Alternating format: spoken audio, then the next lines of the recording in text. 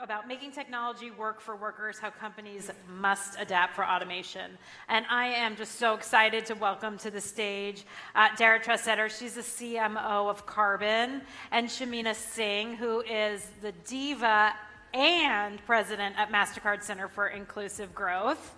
I added the diva. But please.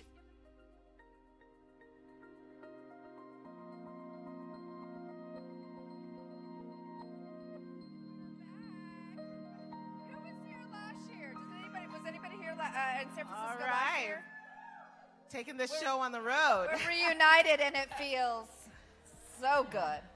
It's always nice to sit up here and just look at the beautiful audience. I get so much energy from what an amazing crew. All right. Well, we are here to talk about the future of work, and this is a hot topic. Any of you who've been spending time on Twitter or the internet in general, you will have seen that California, again, is changing the game. And a new law, AB 5, landmark bill, was just signed in California, which could really change gig economy, right? It's going to change Uber, Lyft, Postmates, TaskRabbit, and potentially reclassify all of the people that have been engaging in the gig economy as employees, which would change their business model. There's so much change. There's so much happening. It's the hot topic. So Shamina, you are president of MasterCard Center for Inclusive Growth. Tell me how you're thinking about all of these things that are just completely, because I know some of these companies are your customers, right? So how are you thinking about what's going on? You know, it is really, I think the first lesson is, and I think everybody can agree, that the future of work is the presence of work. It is happening right now. I think you guys, it sounds like you didn't quite hear that. I think you need to say it again. Well, it's true. I mean, everybody talks about the future of work and the future of workers, and what we're seeing, and what we always know, I mean, is that the future of work is really about what does this mean for me? And Absolutely. So it's always about the presence of work. And so, you know, what we think about, or what I'm thinking about, is the fact that the whole country, and we talked about this last year, frankly, that the digital revolution is happening, right? The technology boom is happening. And so what that means for work, and workers more specifically, means we all have to change the things that we have always thought would be the way things would be. So for example, 1 in 3 Americans have some sort of side hustle. So they are driving for Uber, and they're doing TaskRabbit, and they're maybe doing something for hire, or whatever that is. But 1 in 3 Americans, that's sort of their deal. Like, the reality for them isn't the 40-hour work week and the 5-day-a-week job. And you're from India, so I'm going to throw this back at you. I mean, this has been the reality. No, you're from Nigeria. So this has been the reality. Don't be throwing the India. Okay, I'm going to throw it back at us. Okay. But this has been the reality in many countries, right? Where you just need side hustles to get by. Right. And we're increasingly seeing that that's happening in America and other developed countries. Right. So, you know. Yeah. I mean, that's the thing, right? So it's sort of like I look at my mom and I'm like, you know, Mom, you know, all of this stuff is happening. She's like, yeah, welcome to the world of an immigrant. Right, This is sort of how it's been. And I would imagine it's the same for the Nigeria thing. But, you know, but the thing is, as the social safety net changes, so as people move, and frankly, here's the other thing that I found really interesting. The shelf life of a skill set is about 5 years. So between now and 2030, I think McKinsey has said that 375 million people will need to upskill or change their skills in order to survive. And what we also know is, like, what is it? You have about 11 or 12 jobs on average over your lifetime. So this stuff is real, and it's happening right now. And so the thing that I think about is, how are we adapting, or how are we changing the systems that allow us to get benefits, healthcare, you know, the sick pay, fair wages, all of those things, when you have a system that is still operating in an analog, but the digital economy is moving at 100 times the rate. So let's talk about that. Let's unpack that a little bit, because I think, you know, from the workers' perspective, the biggest driver, right, why this law is being signed is because people want benefits.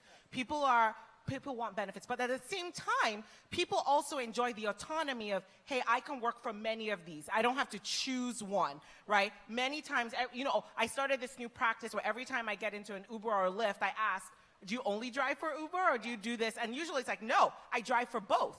And people enjoy driving for both. So if they become reclassified as employees, all of a sudden their options are reduced. So I'm finding myself, I'm scratching my head and I'm like, we need to, and I think it comes back to that safety net you're talking about of how does society move forward so that people do get the benefits that they need to survive. Exactly. I think that's the point of this thing is like, how are we focusing on the things that, why do people work? I mean, why do people work? They work because they want to make, a living. But have we ever thought about why you need a 2-week paycheck? Like, why do you have to have your paycheck at the end of every 2 weeks? Why do you get paid monthly? That was one of the questions that we actually asked the Uber drivers and the Lyft drivers, because we were working with them. It's like, look, I work for a technology company, but I also do all the social impact. And so my job is to make sure that every single asset at my disposal is steered towards social impact. So at any rate, I've been obsessed with gig economy and the gig work. And so we have a partnership with Etsy and we have a partnership with a bunch of other organizations. And I was talking to some of the workers, and this comes out of my background from working for a labor union. So actually, she was a labor organizer, okay? Yeah. Before she came over to the dark side, I'm joking. The light's the bright side. She's been, so I think you've had throughout your career, putting workers first and Absolutely. making technology work for people Right. has been a hallmark of your career. Right, exactly. I mean, the idea that, this is what I've learned about organizing nursing home workers all over the United States. So I used to work for SEIU. Anybody know SEIU? Woo! Okay. That's right. So, and you're going to be hearing later at 4 o'clock from Cecile Richards, who's going to be talking. And so I used to work with Cecile for SEIU. And so you're going to hear from a major organizer in a couple of hours. But I used to work with nursing home workers across the country. And most of the nursing home workers that I worked with were African-American women, single parents with kids. And here's what I learned from them, that it's all about dignity for everyone everywhere. And so work is about dignity. Work is about, they had to take care of their kids, they had to get to the job, and they had to all do it by bus or by car ride or something else. So the thing that I learned was time and money. Big insight, right? Because isn't that what it is for all of us? And so all they care about is, they're like, honey, don't tell me what I need to do and how I need to live and how I need to budget. Don't give me your financial education. They're like, you just make sure that every minute of my time is maximized so that I can make more money. That's your job as a labor organizer. And I was like, check, got it. So when I work now, I think about every single solution has to be about maximizing time and what's the role of technology and maximizing time and allowing for more money to be earned in that same period of growth. And so that's why I sort of started to question things like, Uber drivers would say, time is money. So can you tell me the best times to drive so that I make the most money? Because I'm sending my kid to school and I want to make sure that I'm impacting his or her future for the better more quickly. And so what we decided to do was say, okay, what are some of the pain points that you're thinking about? They said, we want to get paid at the end of a shift. Why do we have to wait 2 weeks or a month to get a paycheck from our payment provider? And so this is Nigeria, right? So little known fact, I think the biggest remittance corridor is between the United States and Nigeria. So That's right. billions of dollars going back to Nigeria. That same technology of sending money in real time over long distances, we changed and said, why don't we pay workers, or why don't we allow workers to get paid in real time at the end of their shift? Didn't take much for us to figure it out, but it made an enormous difference for the gig worker who's saying, now I don't have to wait for 2 weeks to get my paycheck. I'm actually paid at the end of my shift. These are just little snippets of technology, but the point is, we have to make sure that, and this is why I love coming to Lesbians Who Tech, because it's like we have to make sure as lesbians who tech, we're making sure that the economy, the digital economy, is working for everyone, not happening to everyone. And that's the role that we can play. But it all starts because you and I were raised, daughters of immigrants. And so we believe in the power of work and the dignity of work and the voice of workers. I love that. I love that example of what you guys did with Uber, and I specifically love the thinking and the methodology of don't allow technology to just happen to you, but how do you make technology work for you? And I know that that's something that, we're always thinking about as well. Right, and the thing that I remember we also talked about last year with this idea of the power of diversity rooted in innovation, right? So if we're going to make the future of work about the future of workers and making sure that the technology is working for workers, it's also about making sure that we recognize the innovation that comes with diversity. And so do you remember our conversation around that? Yeah, no, I remember. And I think, I think the most important thing that I'm kind of happy this is happening because I think companies are being held to a higher standard, right? Pink washing is no longer like what you say has to match what you do, and what you profess has to match the culture and the behavior within your organization. So I think that shift, not just talking about diversity, but how do we actually enact and embrace that to drive forward change, I think is important as well. It's absolutely important. And here's the thing. So have any of you all been to the recruiting room or been to the job fair or anything? Okay, here's your instructions. So there's a reason why I'm working at MasterCard. Because there's a recognition that for me, okay, so I'm going to tell you a little story. Can we just have a little chat here? Okay, so last year I talked about my wife. I'm about to talk to her again because she's not here. She'll be at the dinner tonight, though. When Ashley and I got married, we've been together for 1,000,000 years, but we got married about 15 years ago or something like that. Anyways, the CEO, we were sending out and we had a 3-day full-on Indian wedding. The CEO of MasterCard is a guy named Ajay Banga, and I've known him for a couple of years. And at that time, I was working with him at Citibank. And I invited him to come to our wedding. And look, about 15 years ago, that wasn't something, y'all probably all, maybe you do remember, maybe you don't, but it wasn't exactly the thing that everybody was doing, in terms of getting married, right? So I invited him to the wedding, told him we were having a traditional 3-day Indian wedding. And do you know that he and his wife gave us our wedding china? They were our biggest provider of wedding china. It's like, that kind of loyalty, I was like, I will never forget this man because he gets it. And that guy has created a company now and sort of been leading a company at MasterCard for the last 10 years. And I think it's that kind of environment where it's not change because, in spite of you, they welcome change because of you. And so I don't hang easily. It's like I'm a labor organizer. You're hearing about how you stay woke later on from another speaker. But the idea that I really want to make sure that as you think about whatever career you're going to do, and as you lead the world of lesbians who tech, you do pay attention to who you're working for and why you're working for them and what you're doing.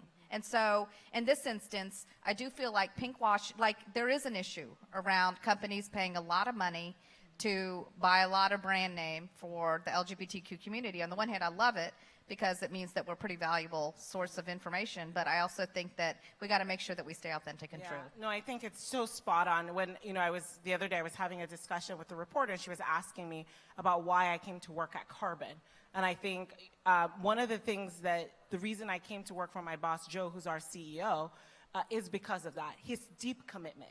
Because I didn't want to go work with another executive who paid lip service, right, to diversity and inclusion. And, they'll just have me, okay, black woman over here, stand there, see, look good. I'm like, I'm not a show pony, I'm a workhorse. So I'm here. I'm here to tell it as it is and call out some problems, and we're going to fix it. And it's been just incredible to actually have that support and have someone, and, and for Pride this year, we launched our LGBTQ ERG, even though we're still a startup. It's like, you don't wait until you're a big company to address these issues. You build it into the foundation as you grow. That's what makes the difference for people who work at your companies.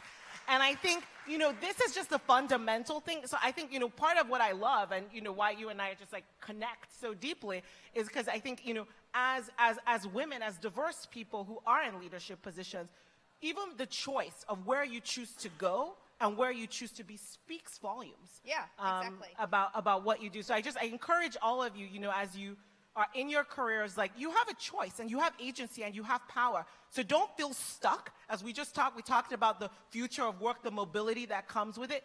Go to a place that's going to nurture and appreciate you, where you can actually enact and make change. Don't feel stuck, and don't stay in a place that doesn't recognize the value that you bring as a worker. Because in this economy, you are what every employer wants. So you are the hottest. You are the hottest, literally and metaphorically. But you are the talent that everybody is looking for. So you actually do. I mean, and many of you, I'm sure, already feel this, but lesbians who tech are lesbians who win in this economy. And bring the winners along with you. So the other piece that I would just think is because we were talking about the pink washing, right? We were talking about the company work run this. One of the things that, look, I wasn't responsible for this, but during Pride, one of the things that we launched was this idea called a true name card. So I don't know. I mean, I work for a card company, right? But like the card for trans people sometimes the name on the card, because of the regulatory requirements, doesn't really reflect who you are, right? So what we decided to do was change that, because we can. So we started a new thing called the true name card. Let's celebrate that. That's great. Yeah. That says you should be allowed whatever name you want on that credit card should be the name that you want. Maybe not the name that you were born with. So that's the type of thing that we can do at scale when we work in a place and when we have the mindset and the ability to make change. Yeah. It's like you look at the things around you and you say, what can I do to make a difference? And that's the type of thing we do. We come out with a card that says, you know what? If I'm trans and I have a name on a piece of paper, but it doesn't reflect who I am. Absolutely. So it's about time that we upgraded the technology. And I think that's huge, right? Because each of us has the ability to think through, in our jobs as people working in tech, what are the ways that we can make change that can transform the experience for people, right? We have the ability to think through that. And I always say a great idea can come from anywhere. It can come from the intern. In fact, it's a terrible situation if all the great ideas are coming from the CEO. Run out of that company, right? Great ideas can come from anywhere, and I think it's so important, even the fact that someone thought about it, came up with it, and the company was able to execute it. Yeah, and I think the thing that I remember also we talked about was carbon, about the manufacturing. Because you're changing the way manufacturing is done, you actually are doing stuff in the United States. Absolutely. For a long time, it's been kind of the move or the shift has been manufacturing goes offshore because it's too expensive to manufacture here. And one of the things, you can see my 3D printed shoes, Adidas shoes over here, check out those things. But one of the things that we've been able to do is actually transform what the experience is for people in the middle of America, because we don't want them to vote the way they did before. So but part of it came from her, because it was interesting. There's so many people who voted for Obama and then voted for 45, whose name I shall not mention. And the reason that they did that is because they felt like their opportunities were going away. And one of the things that we're constantly asking ourselves is, okay, we're a tech company. We're a tech company that's rewriting the rules of manufacturing. How do we help our make our technology and bring our technology to solve that problems? So one of the things that we have is we have a lot of injection molders in the middle of the country who are buying our technology and using it to make things here in America. And we're up-leveling their ability. So now they're doing data-inspired creativity. So they're able to use data to design and make things that you could never make before any other way. And guess what? You can't make that offshore. So we're creating this new economy, this new way for people to participate in the economy and up-level their skills. And I think this comes back to the point you were making about the fact that skills are constantly changing and skills are constantly evolving. And so I think all of us that are working in tech, the more we can think through how do we make technology work for people, not happen to people, the better we're going to be. You know, the thing that I think is really interesting, my button just broke on my jacket. But the thing, yes, I'm just popping out listening to you. But the thing that I think is really interesting here is because I think we come back to this idea of the future of work and the future of workers and making technology work for workers. And we come back to this idea of benefits and the safety net. So going back to where we started with this conversation, we have to challenge every notion of what it means to have work and work with technology today. You know, should we be questioning when you get paid and how you get paid? But it's also about the portability, right? Yeah. So the reason why you're having these laws and the classifications, and the reason you need labor unions, is because you want people to get paid well and have benefits and have health care and everything else they need. So in a new economy, how are we making sure that the person is the one the benefits follow? Yeah. That it's not tied to an employer in such a rigid sense. Like, so if you're moving jobs every 5 years, or if you're trying to upskill and do all of these other things, you have to make sure that everything you've accrued comes with you. Yeah. It can't stick with an employer. So this is where, again, I think the Lesbians Who Tech organization and all of you can figure, like, putting your minds to something like this to say, how do we create a technology-first solution that allows benefits or allows things to move with the worker instead of sticking to one employer and empowering the worker to keep going? And that to me, there's a tech-first solution somewhere to be had. We've talked to, like, there's a catch.com, there's a number of fintechs now that are popping up that are thinking about this. And I think that the policy piece of this is about recognizing the idea of lifelong learning, right? And sort of saying that it's not enough to hire somebody out of college. Hell, you might not even go to college. It's not enough to hire that skill set, but you also have to make sure that that person is constantly adapting to the change. And the way that the government could make that happen is by investing in lifelong learning accounts.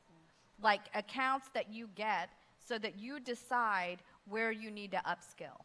And you're in control of what you need to learn in order to move to the next thing or stay at the next thing but maintain your competitiveness. So I think it's this idea that the interplay between policy and technology, all in benefit and service to the worker, has to come together. The thing that I think is missing, though, is as much as I love it, I think that we have to make sure that policy moves from an analog world into a digital world. Right. And I think it's been interesting. Well, the Democratic debates are tonight, right? And I think you're hearing from all of the different players attempts for how to solve this. Whether you have Andrew Yang, who is the Silicon Valley representative, or Elizabeth Warren, everyone's like addressing this. But I love the agency that you gave all of us in this room, which is don't just wait for policy. What tech-first solution can we bring? So each of us here has the ability to have an idea, have a thought, propose a technology solution that can help solve some of these critical challenges that we're seeing in society. You're the change you've been waiting for, so stop looking to other people, start looking within. I think that's a great way to close out the conversation and to say, you know, it's like, please do. Like, I'm on LinkedIn. What I loved last year about our conversation is after LinkedIn, so many of you fabulous, wonderful women reached out on LinkedIn. And so I think hopefully we're still having some of the conversations, but reach out. Let's have a conversation and let's continue the dialogue. Same here. I'm Dara Tracida and Shamina Singh. So reach out to us. We're happy to continue this conversation. Thank you so much for being with us. Have a great day.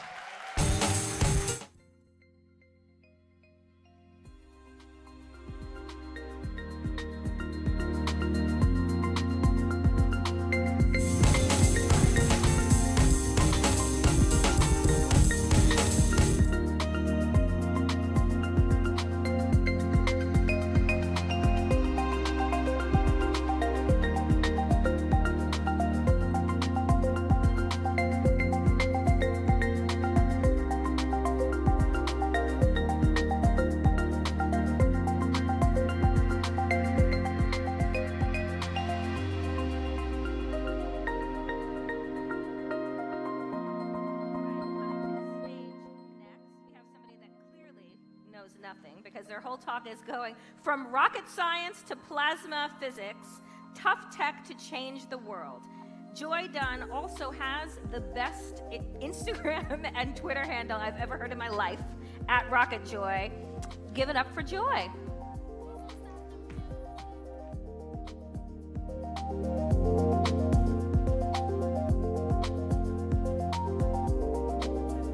Talk about my 3 favorite things: space, fusion, and lesbians.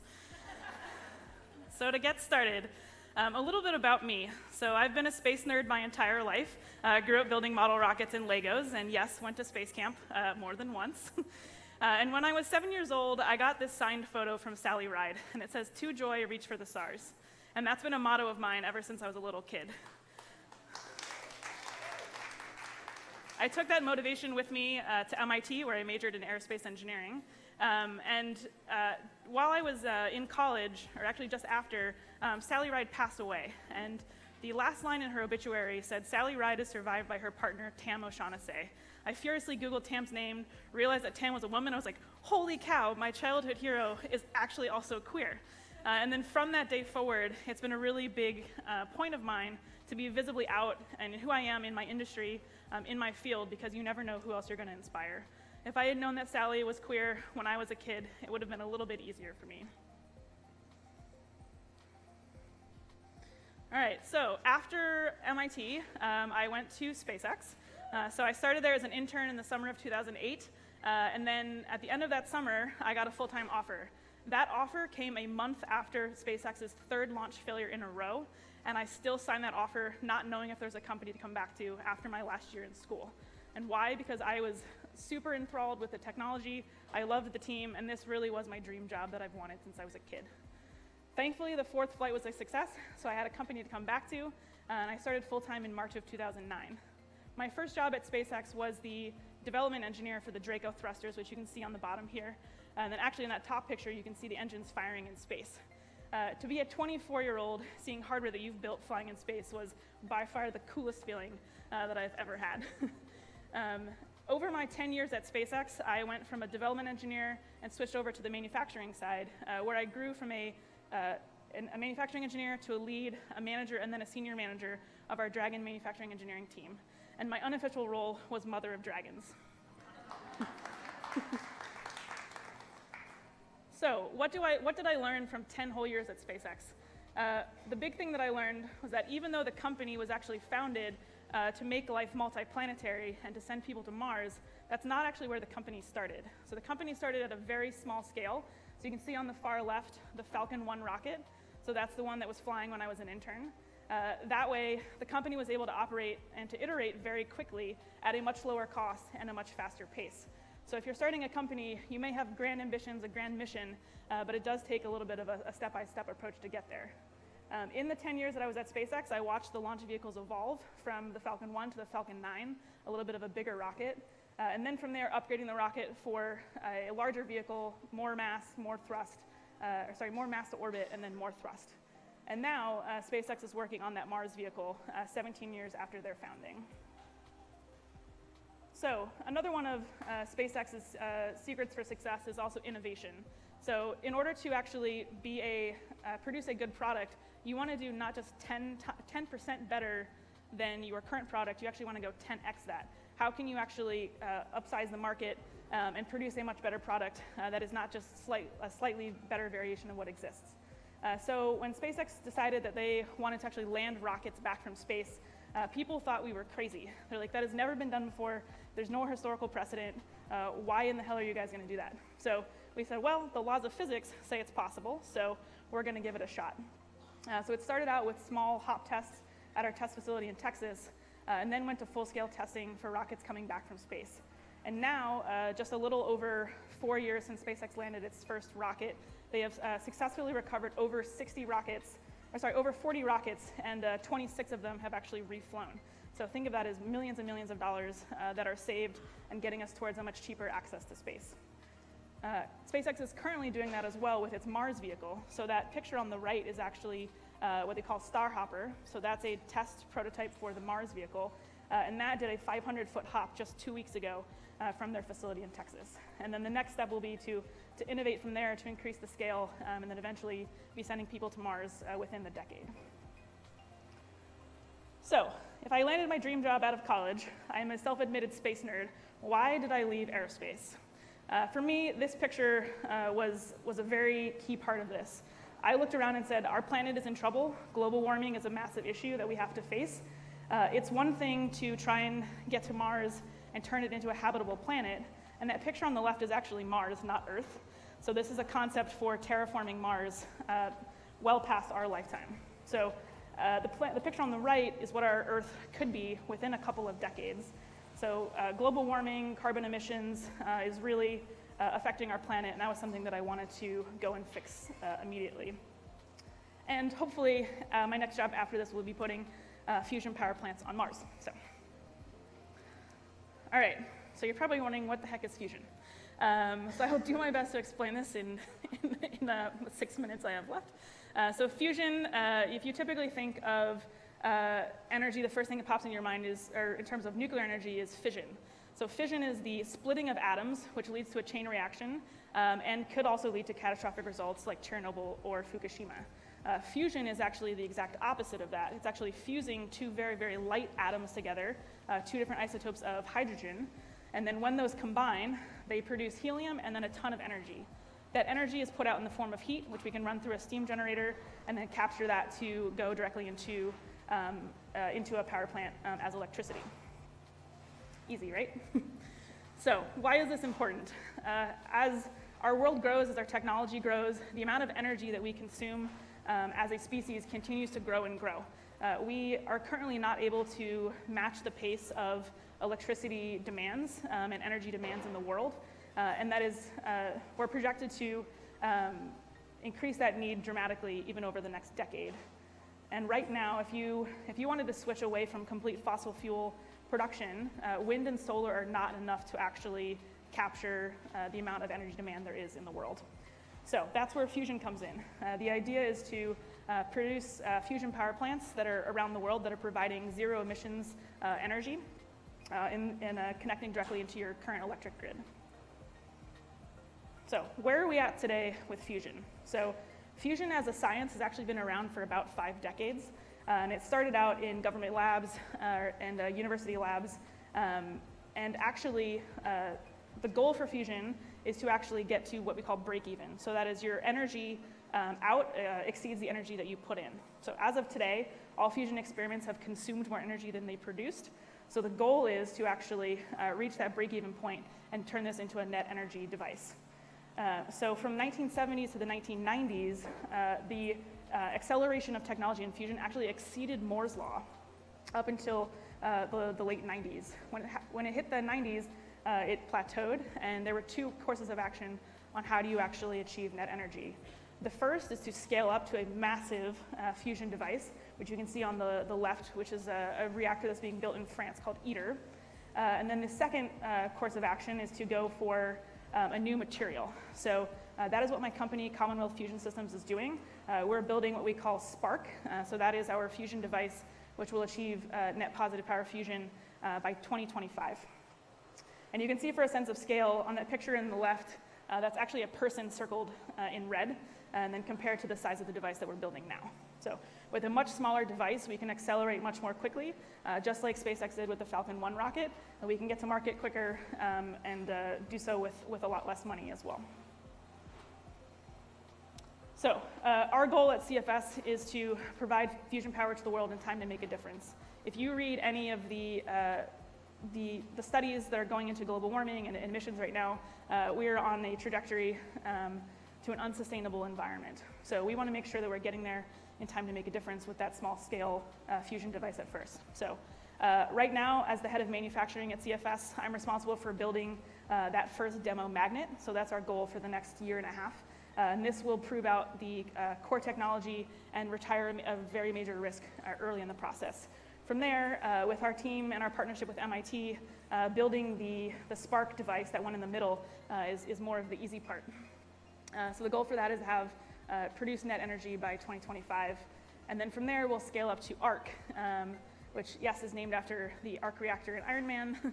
And the goal for that is to actually have fusion power on the grid by 2033. So you could have fusion powering your house in less than 15 years. All right, and a last note as well, it's one thing to work on technologies that are changing the world. It's also another to be working at companies that are also changing the world and focusing on the human element. When I was at SpaceX, I co-founded both the Women's Network and the Out and Allied LGBT employee resource groups, and this actually happened only 3.5 years ago.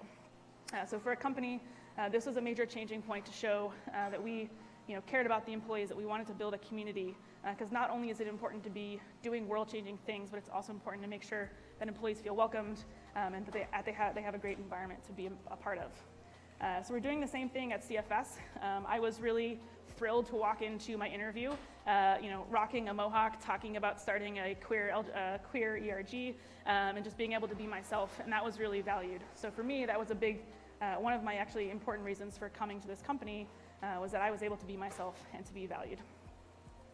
So thank you, and go change the world. He's all, wow.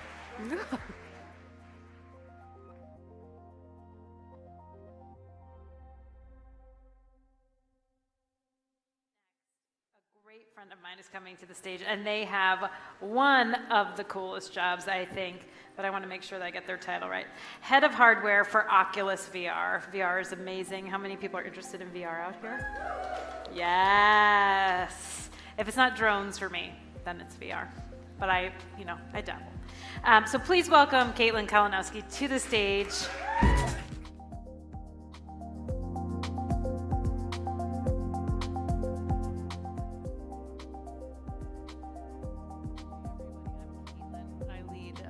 Hardware for VR, for Oculus and Facebook, and I am so excited to be here today to talk about future technologies we're investing in AR and VR. I'm going to go really fast through a lot of technologies, and so if there's something you want more information on, I actually have a slide at the end of my talk that you could look at and get some more information.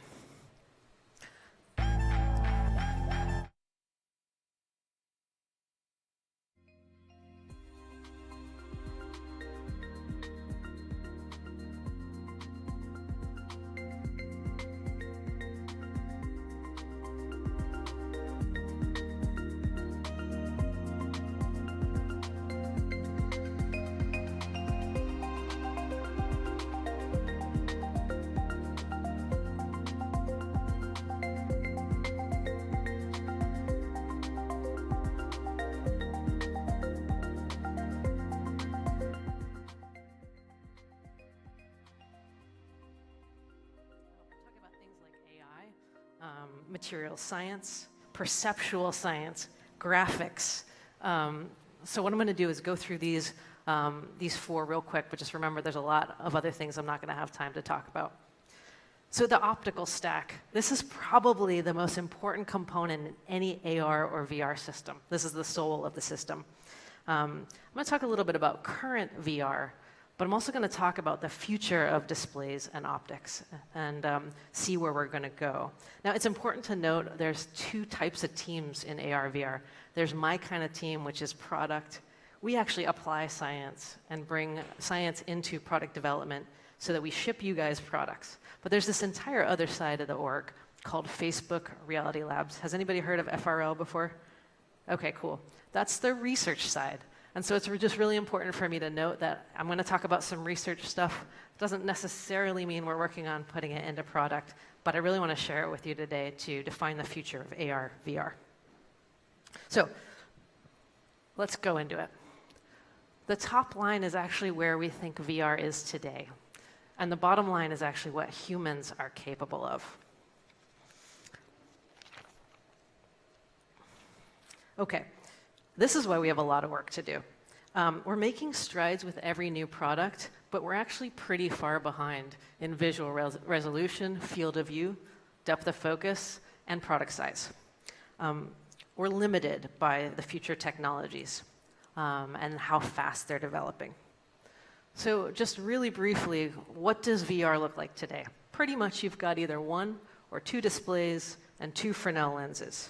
That's the current state of VR. And next I'm going to talk about what are Fresnel lenses. These are in almost every VR headset right now. And really what it is taking a plano convex lens, segmenting it, and making it smaller and lighter as well. It's pretty simple. Very, very hard to make these though. And where's the current state of the technology in displays? We got two main groups of displays. You've got in-plane switching LCDs, and you've got OLEDs. The cool thing about OLEDs is they're actually emissive displays. So they don't require backlight, which means they can be smaller and lighter. LCDs, IPS LCDs are big improvements, though, over regular LCDs. As you can imagine, latency is a really big issue in VR. How fast the display switches means it's tracking how fast, when you look around, what you see is updated. So it's really, really important. These are a little bit less expensive, but they require these strong backlights. So where are we going to go in optical for VR? This is the future of VR. So compared to now, the best possible optics system will require 3 times more visual resolution on each axis, 3 times the field of view, and variable focus. And so this is actually a slide from our research team. And it's a little dense, so I'm going to go through it a little bit slower. And I need notes for this one, actually. It shows visual resolution in arc minutes as a function of display resolution and system focal length. The top line here represents 20/20 vision, and this gray area is actually what it's like to be legally blind. So where are our current systems? Commercial VR is this blue dot right here, somewhere around 2070 or 2090. To get to 2020 resolution, that green line is going to be really challenging. We're going to need a lot more PPI in our displays, a lot more resolution. And that MacBook Pro down and to the right, why is that on the retina line? Well, imagine if you have a MacBook Pro at about arm's length, that's only about 40 degrees field of view, but it's got a lot of resolution. So that's considered a retina display. To climb up this gradient, which is what we actually want to do in both AR and VR, let me just show some display technologies that we've got that can increase your PPIs. So this is going up this way. And then how do we get over this way? We've got different classes of lenses that are better at different types of focal lengths. Facebook Reality Labs, aka Research, has built prototypes that allow us to get pretty close to this 20/20 retinal resolution, but these are still just prototypes. All right, let's talk about field of view for a second. The human visual system is pretty incredible. If you're just looking straight ahead and you don't move your eyes, you have about 220 degrees of visibility, which means you can actually see a little bit behind you without any eye movement. And next I want to talk a little bit about these pancake lenses that I was talking about. What are those? Well, the top on the left, this is what a normal lens is like. And on the lower left is what a pancake lens is like. How does this work?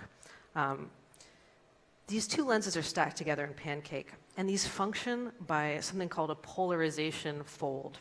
So light from the display goes through a bunch of polarization components and hits a reflective polarizer. That's the red object. In the reflection path, when it comes back, it's actually hitting a quarter wave plate twice. And by the time it sees the reflective polarizer again, the polarization of the light rotates, and light is actually allowed to go through this reflective polarizer to the eye. This architecture is pretty incredible. It would reduce, you see the blue arrow on the left, it would reduce how far out the panels have to be, the display panels, and allow them to be pulled in. And it would make the headset a bunch smaller, lighter, you'd have better field of view. So it's really interesting technology. We also talked a little bit about how pancakes could potentially increase field of view. How does it happen? Well, pancakes themselves, the technology, already allows for about a 210 degree field of view if you cant them. It's pretty amazing. So this is something that research is looking at.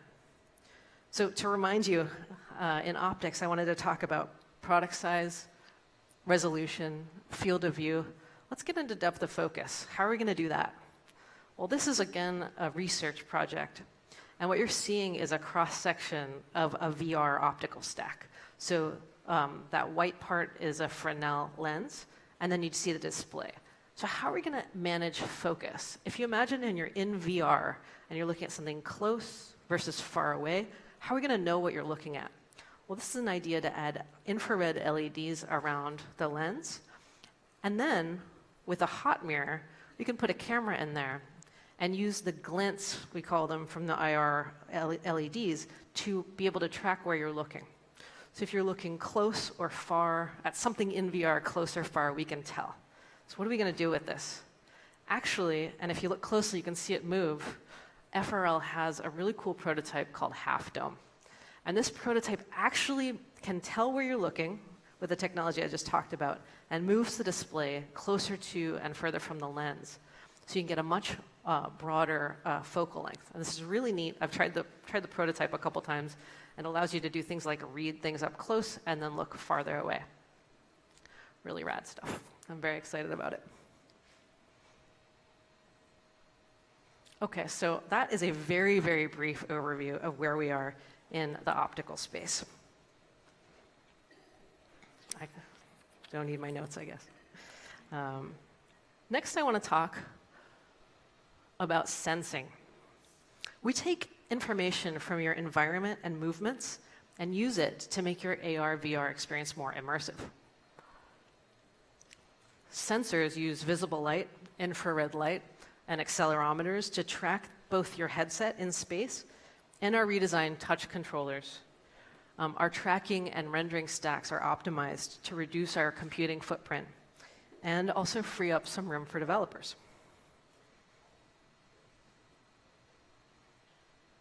I love these looks inside the product. I get jazzed about these. This is all the stuff that my team works on, all the detailed part design.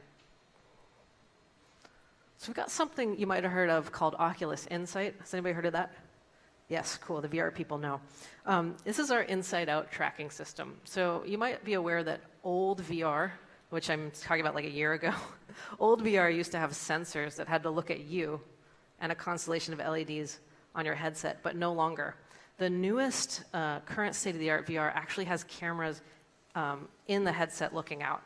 And this is really cool. The sensors are using machine learning to filter your environment and create a dynamic point cloud. Your headset actually remembers your play space. So even if you take the headset off and give it to a friend, if it's in the same room, they can jump right in. And all that data is actually kept right on the headset, on your headset. So next I want to talk about haptics really briefly. Haptics is really interesting. I'm just learning a little bit more about it myself. But it's kind of like sound that you can feel, essentially. Haptics consists of both tactile, which is like mechanical and thermal, basically, information, as well as kinesthetic, which is postural, which is like knowing where your body is, even if your eyes are closed. And a very, very simple haptic system could take what normal speakers produce as low-frequency sounds and turn them into vibrations. They don't have enough time to get into details, but your touch sense is really complex and interesting. And here are all kinds of different types of things that you could feel. Like, for example, edges, weight, temperature, resonance, and so forth. And so in the book, I'm going to recommend you can get into more detail about all the different ways you can bring haptics into product. Here are some of the current technologies. We use LRAs in our touch controllers. So what's next for haptics? We want to make you feel more immersed in your products, in your experience. And so since this is so tightly coupled with audio, we're going to be looking at the audio space as well. And finally, ergonomics. Ergonomics is so product-specific that often every different time we have a product, we'll look at different ways of attaching it to your head. But very, very high level, we're not as concerned about the total weight of the headset as we are the weight of the front module and how far from your eyes the weight is. The further away the weight is, the more force on your head. And so an increase of only 10 grams at the front of a headset can increase perceived weight by 5%. So these are the areas we're looking at for the future of VR. It's funny, they're also the areas we're looking at for the future of AR, except eyeglasses weigh only about 30 grams. So you can imagine trying to do all this in something that you could wear all day. And so why are we doing all this? We're doing it because of immersion. I want to be able to put on my headset and remember the hardest road I've ever ridden off-road in Africa, which was in Lesotho. I want to be able to be in gaming and feel so immersed I feel like I'm really there. Or if I'm in a training, I want to feel like when the real thing happens, I will have been in such a similar environment to my training environment. It's all natural. And this is part of how we're building the future. So to learn more, I really recommend the book Practical Augmented Reality. You come to the Oculus demo area and talk to us. And you can also come and find me and talk to me. This is my Twitter handle. And you can email me at ck@oculus.com. Thanks so much for having me, for Leanne and Lesbians Who Tech.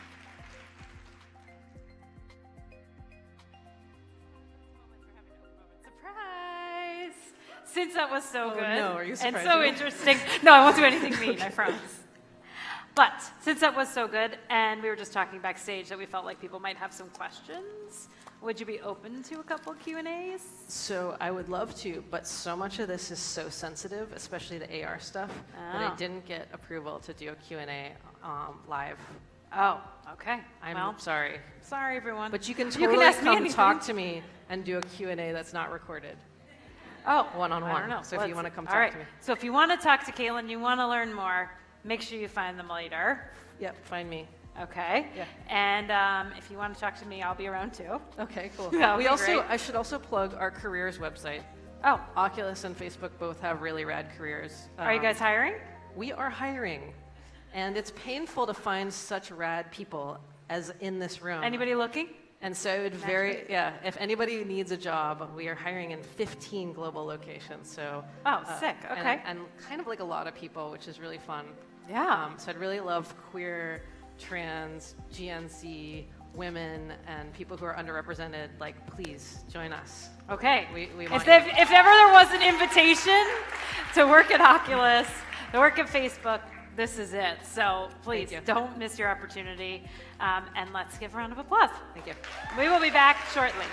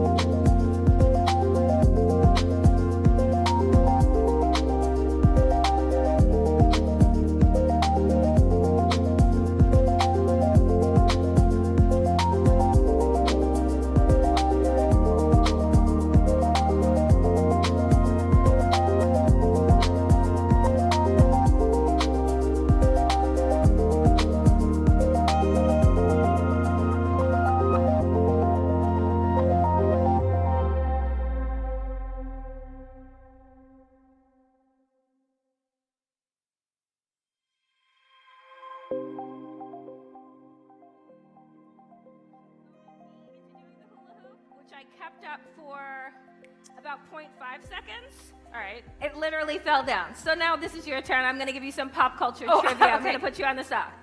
Bring it. Okay. Kim Kardashian had her 16th baby. Yes. What is her last child's name? South by Southwest. That is not it. I don't know. That would be good. Thank you. That would be good. Yeah. Anyone? Anyone? No. Amsterdam. No. What? Nora. Psalm. Yes. Psalm. Psalm. Similar to my child's name. Similar. Same. Give me another one. Come on. Okay, I'll give you another one. What is the name of Jennifer Lopez's new movie that just came out? The question was for me. And then what I realized with this game is that I didn't give any rules.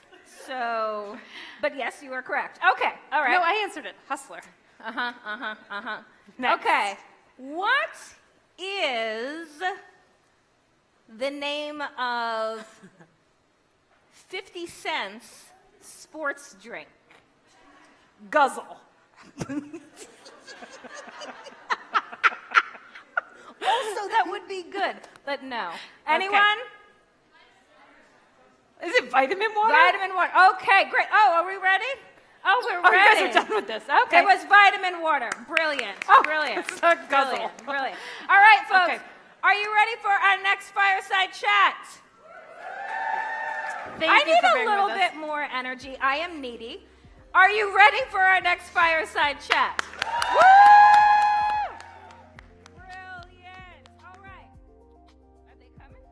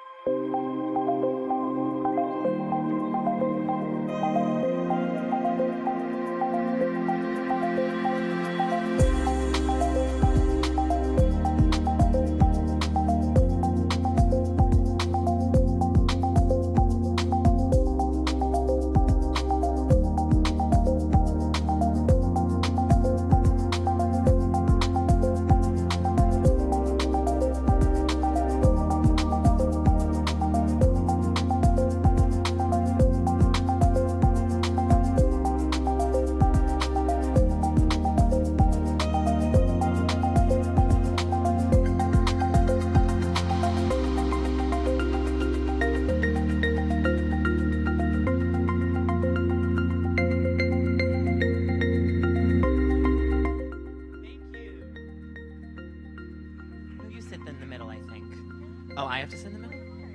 I think it's better from here. I think. How is everyone doing today? Thank you for having us. This is my first time at Lesbians Who Tech. Yes. I wish Congress looked more like this room right now, right? Yeah. Well, my name is Philip Picardi. I'm the editor-in-chief of Out Magazine. I'm so excited to be here, and I have two lovely panelists, one who I worked with before, one who I work with currently, so it's quite an honor. I'm wondering maybe we should do names, pronouns, current, what you're up to currently that's relative to the media. Sure, I'll start. The hot seat. Hi, everyone. I am Raquel Willis, pronouns she, her, hers. And can I say bad bitch? Yeah, absolutely. I guess I already said it. And I'm so glad to be at my first Lesbians Who Tech too. So I am currently the executive editor at Out Magazine, which basically means, you know, running after Phil, trying to make sure it's all, you know, keeping the ship afloat. So yeah, I'm having a great time and excited to be here. I'm Gabrielle Korn. I'm the former editor-in-chief of Nylon. I was there for 5 years. Before that, I was a beauty editor at Refinery 29, where I met Phil. Before that, I worked in queer and feminist media. And I'm currently doing some freelance writing, full-time job interviewing. We'll get into that a little bit later. Great. Well, I think the most obvious thing we have to talk about is how queerness plays a role in our work in the media. And before we get into specifically more of what we've done or what you guys have done or accomplished in your own work, I want to talk about what the media gets right and what the media gets wrong about portraying queerness. So let's start with what the media gets wrong, and then we'll go into right. My parents always said start with the bad news. Who would like to take this question first? Okay, well, so what does the media get wrong about queerness? Pretty much everything, except us, obviously. I think what the media tends to get wrong the most is just that we aren't a monolith. We have so many different shades in our community. We have so many different identities. And even, as a Black trans woman, there isn't one monolithic narrative. All of the Black trans women that I know, all of my friends, we have such different experiences. So we have so much more than I think the media is maybe equipped to delve into. Because if we lived in a perfect world, we wouldn't have to have queer people or trans people interviewing queer and trans people to get the right story, right? Anybody should be able to do that regardless of their identities. But unfortunately, it seems that folks who are the most marginalized tend to be the most equipped, but have the least amount of resources and the least amount of a platform to make those stories float to the top. And I think within mainstream media, the problem I see it is that queer content gets kind of siloed into its own thing. So rather than working to make sure that queer people feel welcome and seen across the board, it's like we're just kind of shoved into the corner. And whether that's like a new vertical or like a series that only runs during June, it's like very much treated as this box that gets checked. And once they kind of represent this one kind of queerness, which like in fashion tends to be like tall, skinny white people, which is like the rest of fashion, then they're like, okay, we did it, and then they move on. So based on these responses, do you think that the mainstream media is doing anything right when it comes to representing queerness? I mean, I feel like yes, kind of. Like, especially in the past couple of years, I feel like there's been a lot more visibility. And it's thanks to, like, very much our generation of writers and editors who are being really vocal about the need for content that serves queer people. And, I feel like I see more and more bylines by lesbians. I see editors assigning stories about queer people to queer people more than I ever have before. So there's a definite increase, but I mean, it's obviously still not perfect. I actually don't even want to focus as much, I think, on the media as an institution. I think what's been beautiful is how democratizing the internet is and social media is. And so folks don't have to go through these traditional mediums and platforms to have their voices heard or their stories heard. We can, click on Twitter or click on Instagram and see a glamorous, amazing person telling their story in the ways that feel the most authentic to them, and that's beautiful. And when I say glamorous, I don't mean in this kind of limited way, but we're seeing folks tell stories who don't have to be necessarily so polished, right? They can just be kind of their own musings from throughout the day. I think the other thing is we see platforms like Medium, right, that provide opportunities for folks to just publish what they want to publish. And some of the most profound stories and insights that I've seen on Medium have been from folks not necessarily connected to these larger publications. That's a great point. And I think it's an interesting conversation to have with the two of you because Gabrielle, you come from what could be considered mainstream media with Nylon or Refinery 29. And Raquel, your first media job was at Out Magazine. So your first media job is in queer media. It won't be your only media job, that's for sure. So I think this is an interesting kind of dichotomy that we have here. I'm wondering, based on, Gabrielle, your experience, while you were at Nylon, not only did you increase web traffic, brand perception, visibility of Nylon and its cover stars, the brand's social media following, and then overall heighten the visual elements of the publication. So generally kicking ass as the editor-in-chief of Nylon. You know, one of your big things that you were a champion of was making sure queer representation was across the board. Was that challenging for you to do at a mainstream publication? Was it challenging for you to convince the higher-ups that it was a worthy cause? Yes. I mean, you know, mainstream media is generally controlled by straight white men. No matter where you go, that's a truth. And, you know, so I had a lot of perceptions that I was up against in terms of what people thought Nylon was. And the challenge with Nylon was, you know, when you think of the brand, if you had the magazine in the early 2000s, like, you think of this idea of coolness, this, like, alt-girl publication. But then the reality of that was that they attached the idea of coolness to this one specific type of person and left everyone else out. And so my biggest challenge as an editor-in-chief who was interested in diversity was keeping the brand the same, so keeping like coolness at its core, but disentangling coolness from one specific person and one specific set of experiences, and you know, elevating marginalized people who were left out of that conversation. And so, you know, practically speaking, that would be me putting together like an 80-page keynote about like my strategy, and then the feedback that I got would be like, what about these DJs? You know, like there's a lot of fighting and a lot of like being someone who just has to say no again and again and again to the status quo, which is not fun. It doesn't make you likable. It doesn't make you someone who's necessarily like a pleasure to manage. But I had a team who really believed in what we were doing, and so I had their support and the support of the readers who really appreciated finally seeing themselves represented. But what about when they would say things like, oh, well, queer people, that's a niche, and oh, maybe you should save that for Pride Month?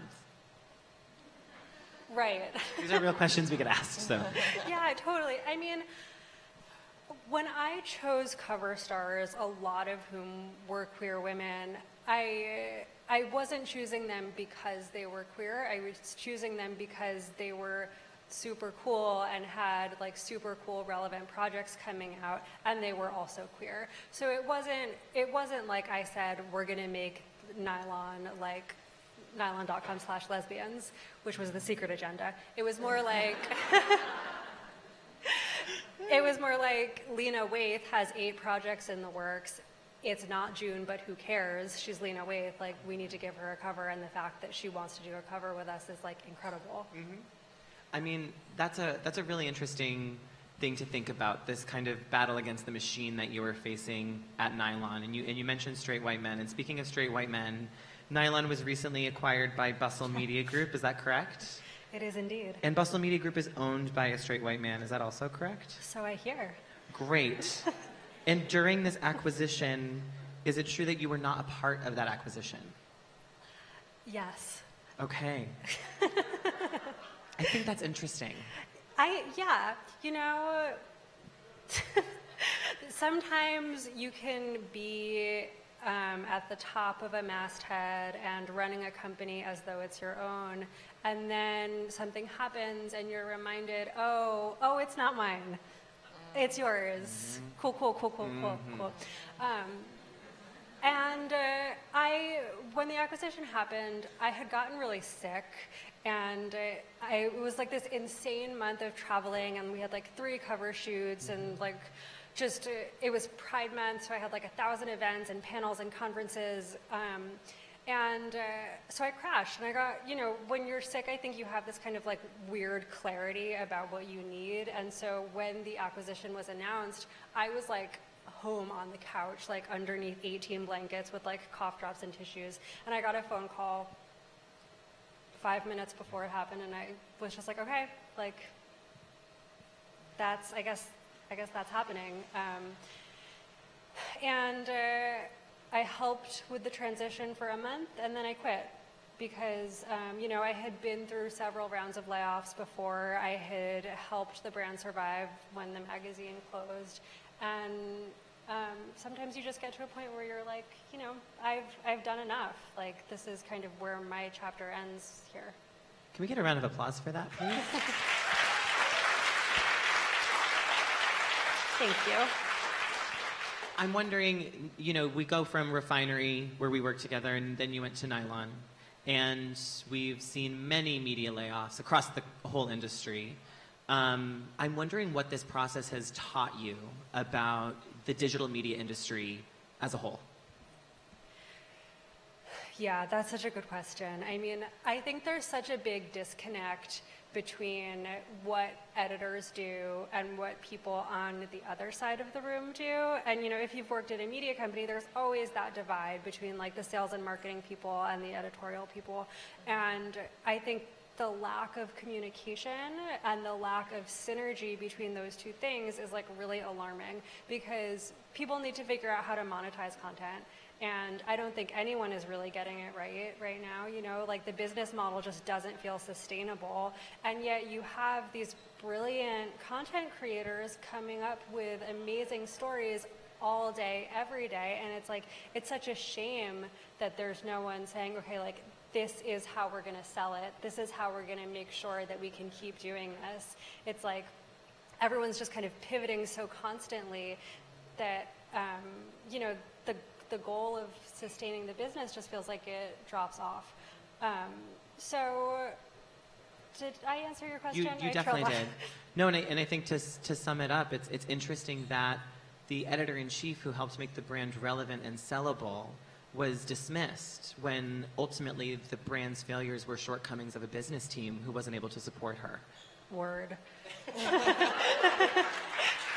Thank you. Yeah, I mean, that's how I felt too. I felt so proud of the work we were doing, and the response that I got from readers was just that they appreciated it so much, and they loved the cover stories, they loved the content, they loved how just kind of unapologetically radical we were, because I really felt like there was no point to the kind of storytelling we were doing if it didn't have a very specific progressive point of view. Like, what's the point? Like, you have to say something. And that we were growing traffic, we were doing well. So it's good incentive to like either have ownership of something or come at it from a different angle. Is this chapter in your career still a part of your success story? Yeah. I mean, quitting was a personal victory because it was setting a boundary. It was me not taking a passive role in my own career and saying, like, this is, like, it was my choice. So, that there was something very powerful in that. I'm really happy for you, and I know that's a weird thing to say, but I truly am, because I think these layoffs have a way of making editors and journalists feel so disposable, or that we were at fault, when that was absolutely not the case. And you did incredible and life-saving and validating work, and you are so talented, and you are anything but replaceable. Thank so you. Congratulations to everything you did while you were at Nylon.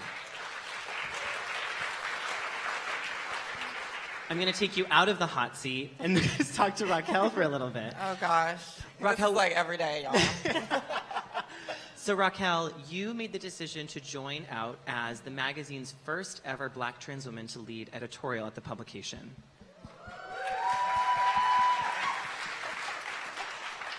But you had many reservations. Can you tell us what they were? Yeah, definitely.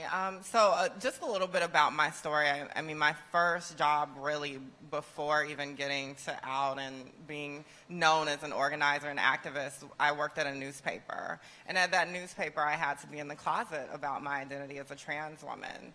I was in a very small Georgia town, conservative area. It was, this pre-Trump era with the Tea Partiers. Y'all remember them? They were a lot. Nothing like the a lot that we have to deal with now, but they were still a lot. And so it was very difficult to not be able to bring synergy around who I was as a person, because I really think that it's important for us to be able to be our most authentic selves in the work that we do, and I couldn't do that as a writer of that small newspaper. So, I made more of a conscious pivot to doing more community organizing work because that really fed my soul, and I knew I wanted to tell the stories of folks who were marginalized. The movement for Black Lives was popping off at that point. There was more of a conversation around trans experiences. Obviously, the deaths of my sisters, Black trans women, and your sisters too, Black trans women.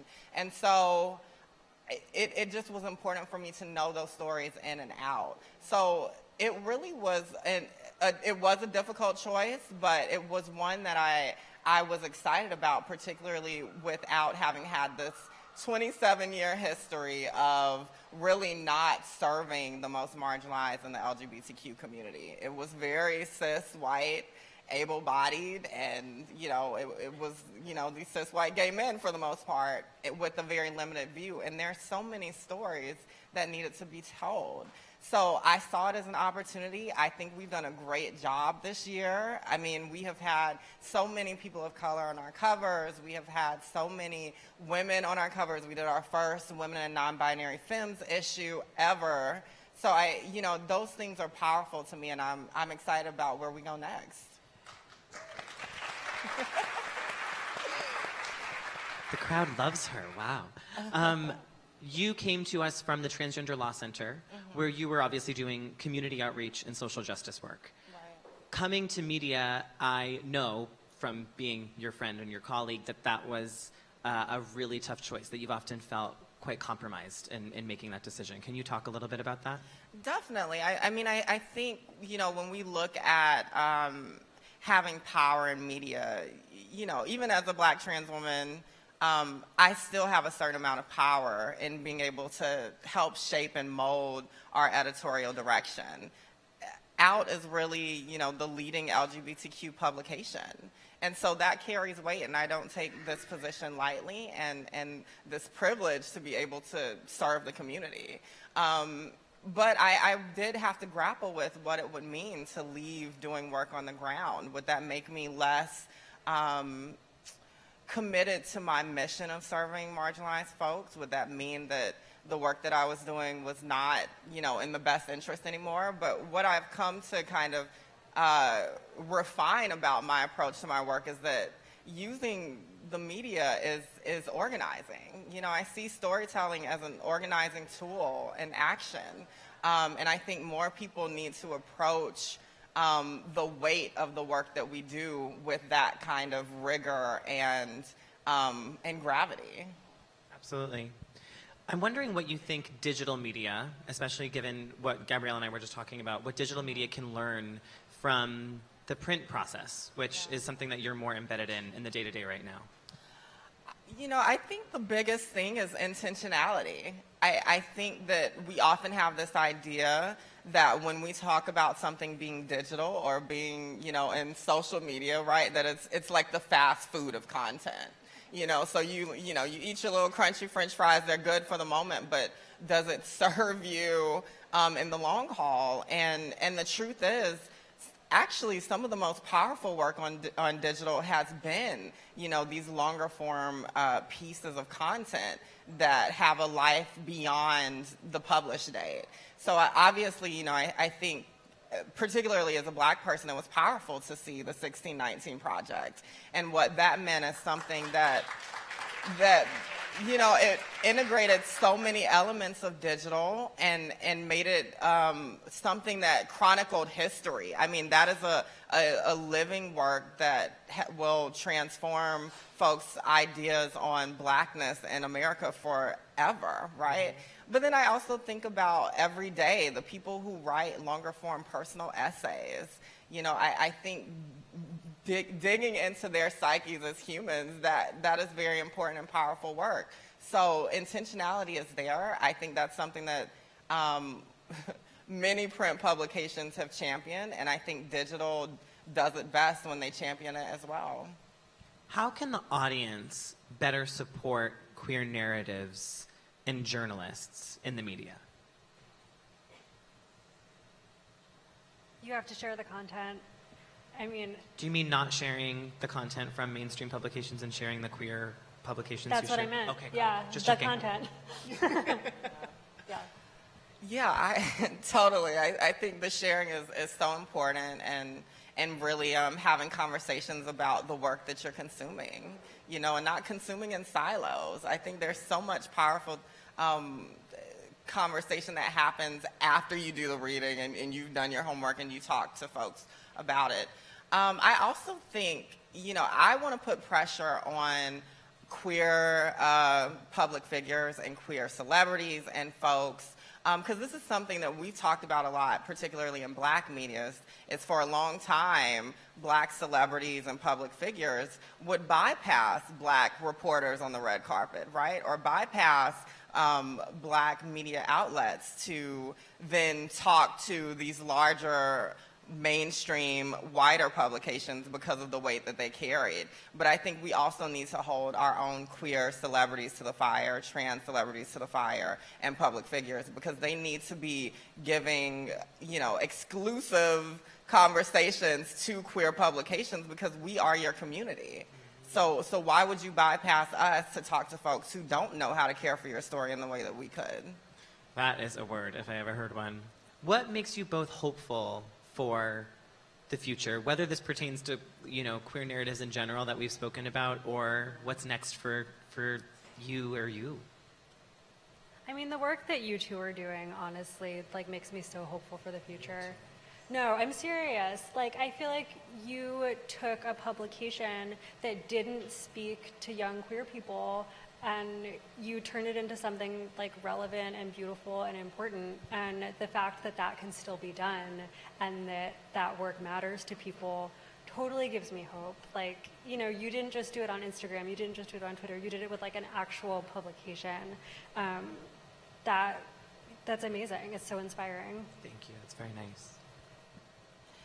Yeah, I mean, the work continues it out. There are so many more voices we have to elevate and stories we have to tell, and we're committed to that. And I'm excited to work with Phil and an amazing team, but I'm also excited to be in this landscape, with other queer media makers who are not taking the bullshit and saying that, we can make our own paths on our own terms. So thank you, Gabrielle.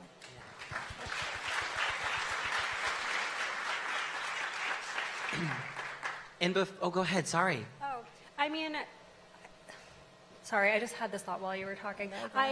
The fact that as a lesbian I was able to be an editor-in-chief, even though it was only for 2 years, gives me hope for the future, because that's something that wouldn't have been possible, even 5 years ago at a fashion lifestyle publication. So I do think the tides are turning. I do think we're getting more chances than we have before. Good. I'm glad to hear that.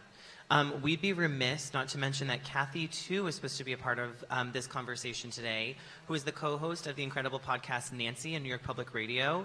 It is available on your podcast app. I highly recommend it. It is one of my favorite podcasts. Kathy is sick, and so we're sending her our well wishes and hope that you'll all download Nancy today to support her. Yeah. And that's all we have time for today. Thank you both so much. Can we please get a round of applause for Raquel and Gabrielle?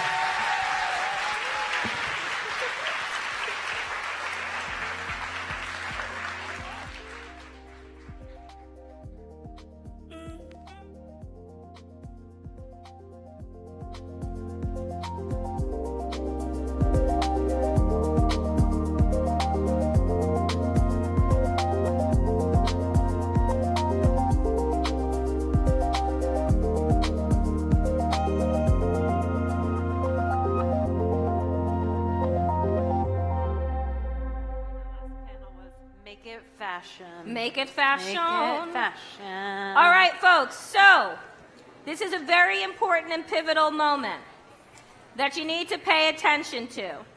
Freeze. So freeze Didn't work in again. your steps. We are about to take our last break of the summit today. When you get back, there's going to be Keynotes, including one from yours truly, right here. So this room is going to be packed. Every seat is going to be taken. So our guidance to you is get back here early. Keynotes start at 4. I would suggest you get back here as soon as possible. Find yourself a seat, get comfortable, because they're going to be good.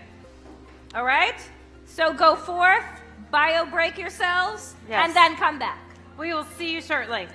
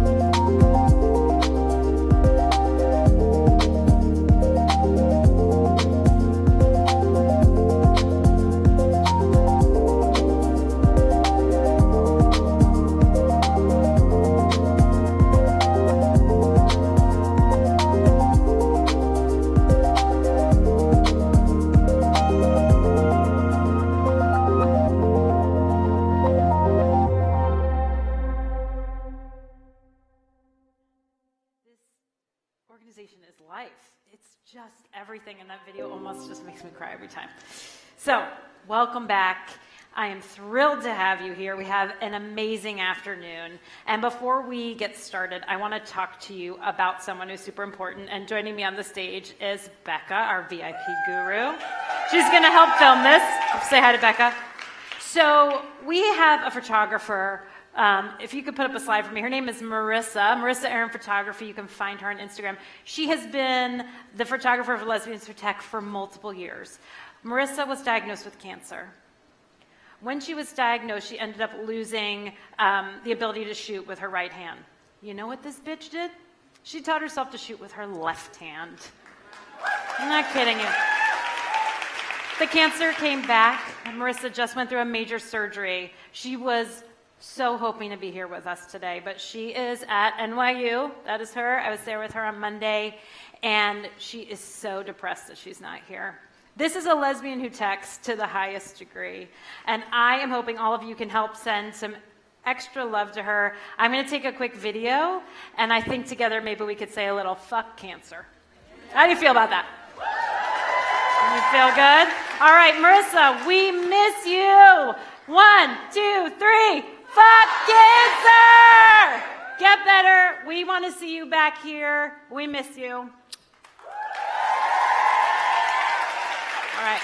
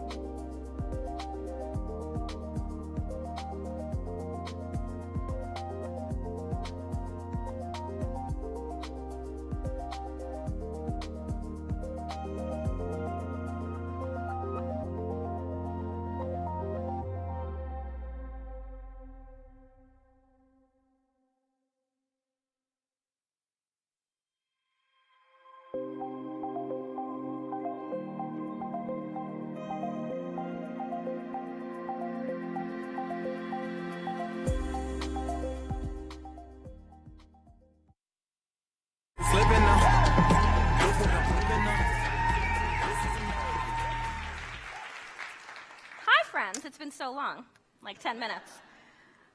So in my day job, night job, that sounds sketchy. In my day job, I host a show on SiriusXM called Woke as Fuck. And it is a political talk show that is dedicated to progressive politics that I started when, I don't know, I thought that we were going to have the first woman president. And I thought that, you know, we were going to all need to rally around her. And then that didn't happen. So I've dedicated a lot of my life and my career to waking people up to their consciousness, right?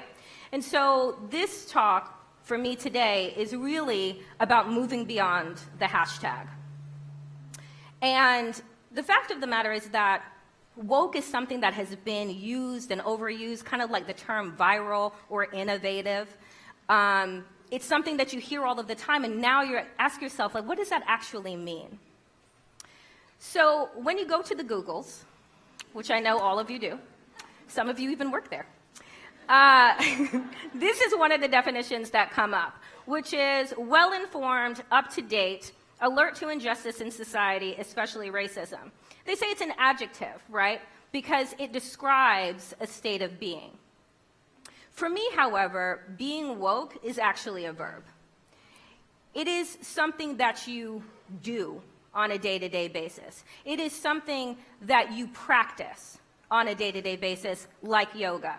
It is not as if you get baptized in the church of wokeness and then you are forever and ever to be woke from that moment on forward. No, that is not how it works. How it works is that you become very conscious and aware to systemic oppression, to patriarchy, to racism.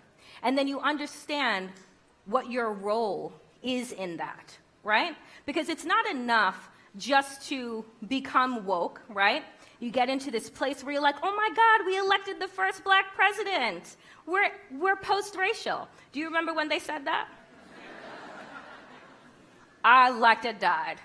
I was like, in what world? You had 43 white presidents, half of which owned slaves. You elect one black man and kumbaya. So we go from here, and we're thinking, oh my God, this is Camelot. Can we just take a moment to recognize Michelle Obama?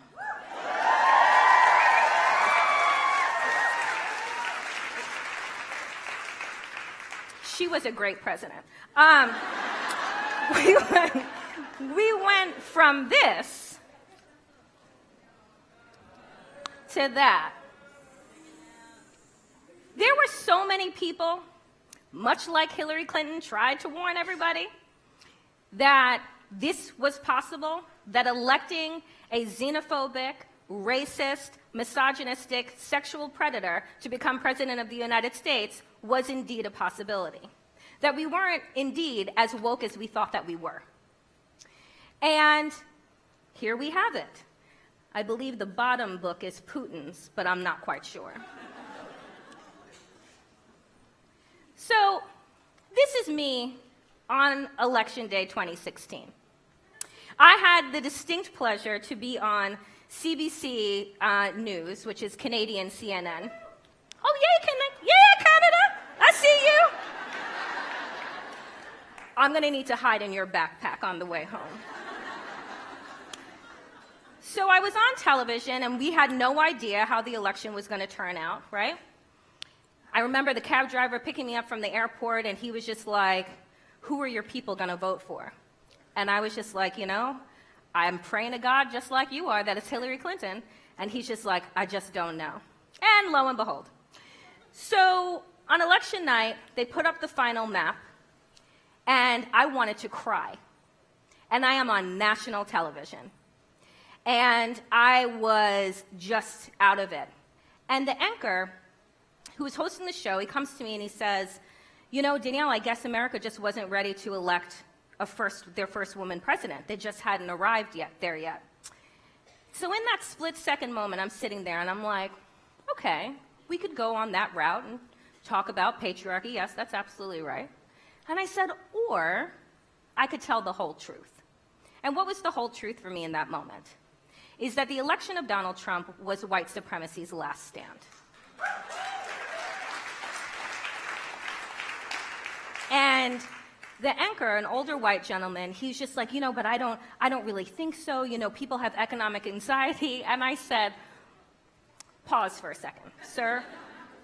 That is not the case. It is not economic anxiety, and you know why? Because people of color, women, people who live at the intersection of multiple marginalized communities and identities have been struggling economically for quite some time, and that didn't compel them to vote for a bigot.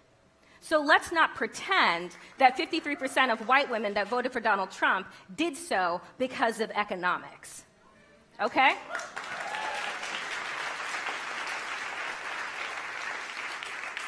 So while there was this desire, right, Hillary Clinton, the campaign, Democrats, Barack Obama, Michelle Obama was telling us, you know, they go low, we go high, doing all of these things, trying to shake people into the reality that Donald Trump was possible. Well, guess what? He happened. And then all of a sudden, there was a collective depression that followed into a collective wokeness. This is Washington, D.C. on Inauguration Day. The day after inauguration, because let's be clear, ain't nobody showed up for his inauguration. Aside from what Sean Spicer and the rest of them would like to tell you, don't believe your lying eyes, believe what's coming out of their mouths.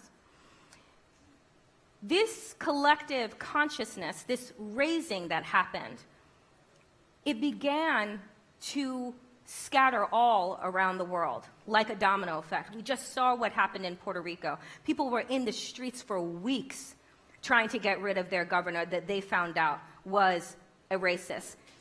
This is Hong Kong. The people of Hong Kong have been protesting for 90 plus days. Okay? That's what it means to be woke, to be conscious, to say collectively, millions of people have showed up every weekend. Look, I like to Netflix and chill just like everybody else, but I also think that streaming places and all of they are in cahoots, right? Why? Because it allows us to tap out. It allows us to take these breaks to kind of allow our brains to ooze out of the side of our head and not be focused on what's happening in front of us, because to be honest, what's happening in front of us is terrifying. But the question that we have to ask ourselves is, what are we willing to risk, right, for our freedom? What are we willing to risk in order to be woke? Because a lot of us carry with us a lot of privilege that puts us in rooms and spaces and places, but are we willing to access it? Are we willing to put, like Aisha Evans did back in 2016, are we willing to put our bodies on the line for it? You know, Malcolm X once said that the black woman is the most disrespected person in America. And I have to agree, because I'm a black woman. And when you live at the intersection of race, of gender, of identity, of sexual orientation, there is so much that is thrown at you on a regular basis. But even still, there are some of us that live at the intersections of multiple identities that still carry with us privilege that allows us to access more. So we have to look in the mirror, and we have to ask ourselves, where do I fit in this space? So me, you could say, Danielle, she's a black lesbian, right? She probably doesn't have much privilege. Well, I grew up middle class. I am able-bodied. I have multiple secondary degrees. I don't have to deal with poverty. I know where my next check, my next meal, all of that is coming from. I have a home. So when you think about these things, you have to put them in order. When people talk about white privilege and they talk about all kinds of privilege, you need to think about where you sit in that. This is my Bitmoji. I love her. So I am a person who has gotten into many fights with people on Facebook. Many of my white friends that, as I have started to talk about white supremacy, about patriarchy, about white privilege, they're like sliding in the DMs talking about, I don't have privilege, I've had to work for everything that I have. And I'm like, There are lots of people who haven't had to work for a good goddamn thing, but I digress. But what understanding privilege is recognizing that some people who are running this race to success of life have a pathway that has been readily cleared for them. And there are people whose obstacles have been purposely put in their place as barricades to their idea of the American dream, to their idea of showing up as their full and complete selves. And when you think about that, when you look at this picture, and I had shared this with so many people, you begin to understand, right? They question my patriotism because I keep talking about white supremacy, because I keep talking about institutionalized racism, that I keep talking about these things. That doesn't mean that I'm not a patriot. I love America. This is one of my favorite James Baldwin quotes. It is a duty and a responsibility that once you're awoke, that you try and get other people there with you. But right now, there is an invasion that is happening. Fake news, there is a system that has been put in place to fill your head with all types of bullshit, to keep us disconnected and unconscious to the realities that each of us are facing on a day-to-day basis. And it is up to us to stay vigilant, to stay focused, to wake up our neighbor, to look to the person your left, your right, behind you, in front of you, and say, what is coming is consequential. And I say this, look, being woke, it takes a lot of fucking energy. I say to people all the time, you need to take a break so that you do not have a breakdown, okay? Take a nap, but stay woke. So this is how I'm going to the polls in 2020, okay? This is how I showed up in 2012. Super, I was like, Obama. 2016, we're like Hillary. 2020, I'm showing the fuck up. And I expect each and every one of you to do the same. So as I say at the end of all of my shows, I say power to the people and to all the people power. Get woke and stay woke as fuck.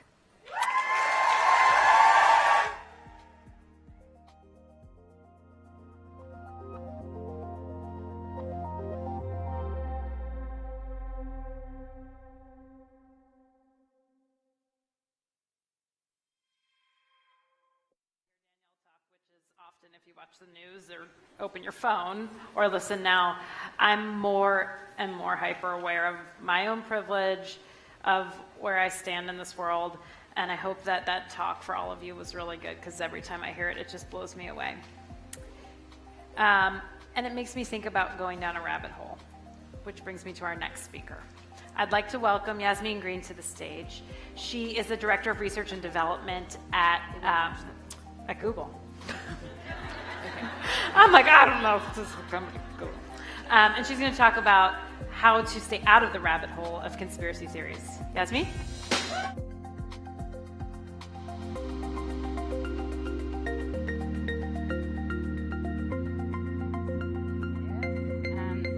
I'm going to start by just throwing out a few characteristics.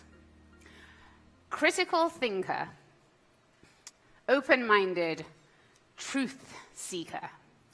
Raise your hands if you think any of those characteristics describe you. Practically everyone. That is also how every single conspiracy theorist identifies themselves. And I know that because I grew up with conspiracy theorists in my own family. And when it comes to conspiracy theories, the internet has kind of changed the game, because we come online, we can not only share, but also discover ideas and hopes and fears, and that makes us vulnerable.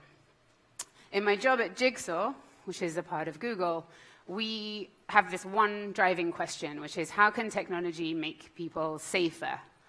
And we look at threats like radicalization and censorship and harassment. And conspiracy theories really has me scratching my head, because I can relate. You know, it's personal. And it's universal. We're all seeking the truth. Now, what do I mean when I say conspiracy theories? I'm talking about an explanation of an event or situation that has a secret plot at its core, when other explanations are more probable. So my first experience of a conspiracy theory was when I was 5 in my house. We were talking about a political event that went down in Iran, where I'm from, in the 1950s. A prime minister was arrested and replaced by someone who was more loyal to the monarchy. This conspiracy was proven 60 years later when the CIA published documents saying that they planned and executed the coup. So conspiracies happen, and that's kind of a complication. Watergate under Nixon, the Catholic Church covering up sex abuse. Every time there's a proven conspiracy, that just fuels the fire for conspiracy theorists. And there was a lot of oxygen for conspiracies in my household. My mother, from the earliest memories, she would push me to consider the alternate explanation. You know, like whether it was war, peace, even fashion trends. I'd come home as a young kid and describe something, and she'd be like, look beyond the obvious explanation here. It's them. You know, whether it's just, who's they, Mom? I was really curious. I really thought she had the answer, because you do when you're so young. I never got an explanation to the they. And my father was really, he was really critical of alternative explanations. And he was a skeptic, and I think they both were skeptics in their own way. And I think that's why I grew up to value skepticism. And any well-functioning democracy requires us to be critical thinkers. But when the take-up of conspiracy theories flies in the face of science and rejects historical record and the testimony sometimes of living survivors, then that's not healthy for individuals or for society. There's a British think tank called Demos that looked at 50 violent extremist organizations around the world and around ideologies. And they found that every single one of them used conspiracy theories to recruit and radicalize. And in my work at Jigsaw, we get to spend a lot of time interviewing people who are on the front lines of the challenges that we try to address. And I spend a lot of time speaking to former violent extremists. And I met a man recently who, an ex-Marine from South Carolina, between the age of 17 and 35, he had joined and left the KKK, the Base, which is a really militant neo-Nazi group, and the National Socialist Movement. And he now turns his back on racism and the far right. And I said, if there were one thing that we could do to stop the internet enabling radicalization to white supremacy and enabling the types of lone shootings that we've been seeing over the last year, what would it be? And he said, stop that biggest of all conspiracy theories, white genocide. So from reducing participation in the political process, which conspiracy belief does, to seeding distrust of science and medicine, the worst case is that they inspire acts of violence. And as a student of evolving online threats, I'm really worried about conspiracy theories becoming more hostile and violent. There is another really big problem. 1 in every 2 of us believes them.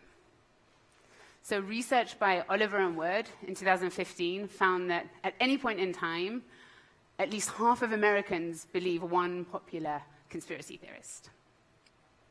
Look to your left and your right. If that person is not a conspiracy theorist, the conspiracy theorist is likely you.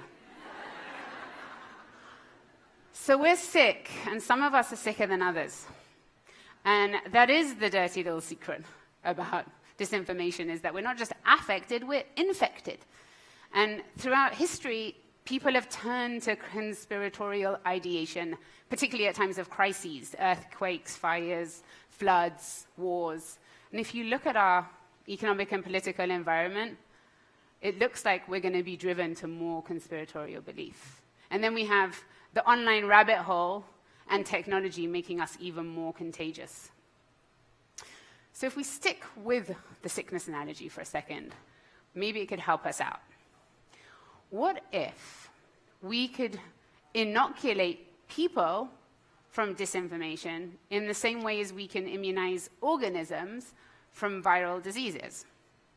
By presenting people who are high risk with weak versions of the conspiracy theory that you debunk and refute convincingly before they're exposed to the full-blown thing in the wild. That really excites me because of what I've seen out in our fieldwork. We went to Iraq, a team of us, in 2016. We went to Iraq to interview young men who had fled home and joined the Islamic State. And I was in front of one man who had trained as a suicide bomber before defecting. And he had arrived and he had asked after a week if he could have a home visit, which they thought was ridiculous. They threw him in prison and they tortured him until he stopped talking about going home. And so now he's fled and he's describing the trauma that he is experiencing now, having been through that and hearing the landmines and the sights of starvation and this really gruesome stuff. And I said to him, if you knew everything that you know now, the day that you left home, would you still have gone? And I was blown away that he said yes. I was so brainwashed. Nothing was going to change my mind that day.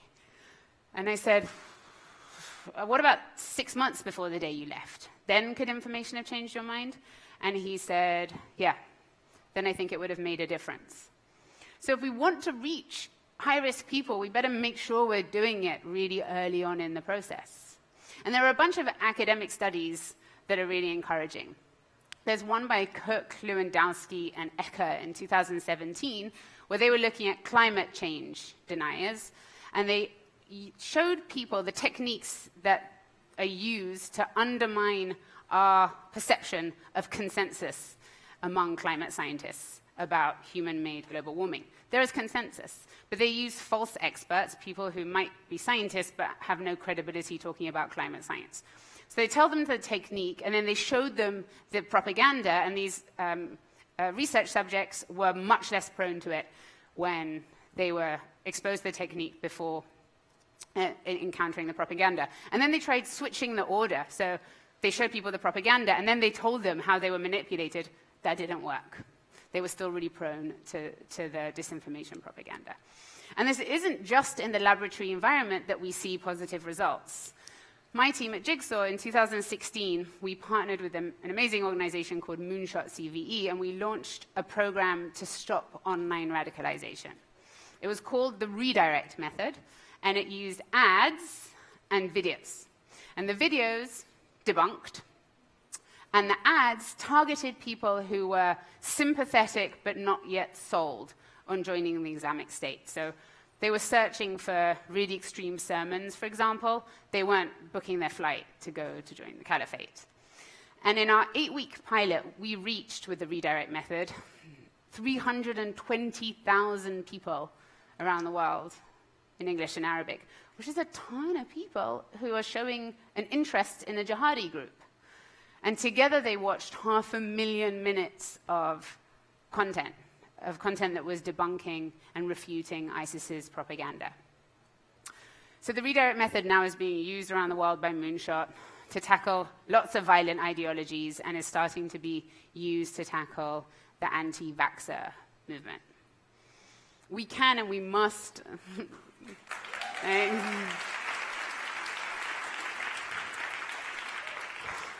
So we can and we must use the internet to find people while they're still in discovery mode and while we have a shot at changing their mind and averting bad choices. And the stakes have never been higher for us to do that. The linchpin of every conspiracy theory is the secret cabal who are behind the plot, which is a really immediate problem if that secret cabal is us. I just met a woman who was a recruiter for a closeted neo-Nazi group called Identity Europa.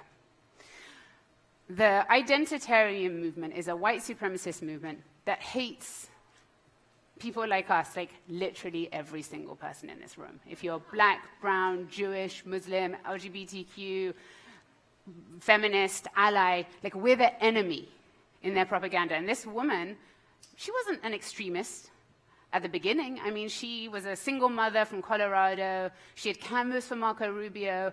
She was really disillusioned with life, and the online rabbit hole sent her to Identity Europa, and she interviewed, and she was dinged because they asked her about JQ, and she had no idea about the Jewish question. She'd never heard of that before. So they dinged her, and they sent her a bunch of reading material about Jewish conspiracies, and then they admitted her afterward. So this woman was online, getting radicalized, researching conspiracy theories, and we missed an opportunity to inoculate her. I think about those characteristics I told you at the beginning: truth-seeking, critical thinking, open-minded, which were the values that I grew up with, that I was taught by my parents. And now I'm a parent. I just came back from maternity leave. My youngest daughter is 7 months old. And now I'm responsible for trying to protect other human beings from danger in the physical world and online. And I know that I have to, when it comes to online information and disinformation, I have to teach them the tools to debunk, even if that means exposing them to some of the bunk myself. We're not born immune to manipulation. We have to develop that immunity. And if we don't, well, we'll get sick, but we'll become terminally ill. Now, I may be conspiring to convince you all that we can do something about disinformation, even though the evidence that you see might not support that. But I would propose that we have to do everything we can to stop that biggest of all conspiracy theories, which is that we are powerless. In the place of paranoia and cynicism, we have to channel inquiry and skepticism. We have to work at least as hard as the conspiracy peddlers, and we have truth on our side. Thank you.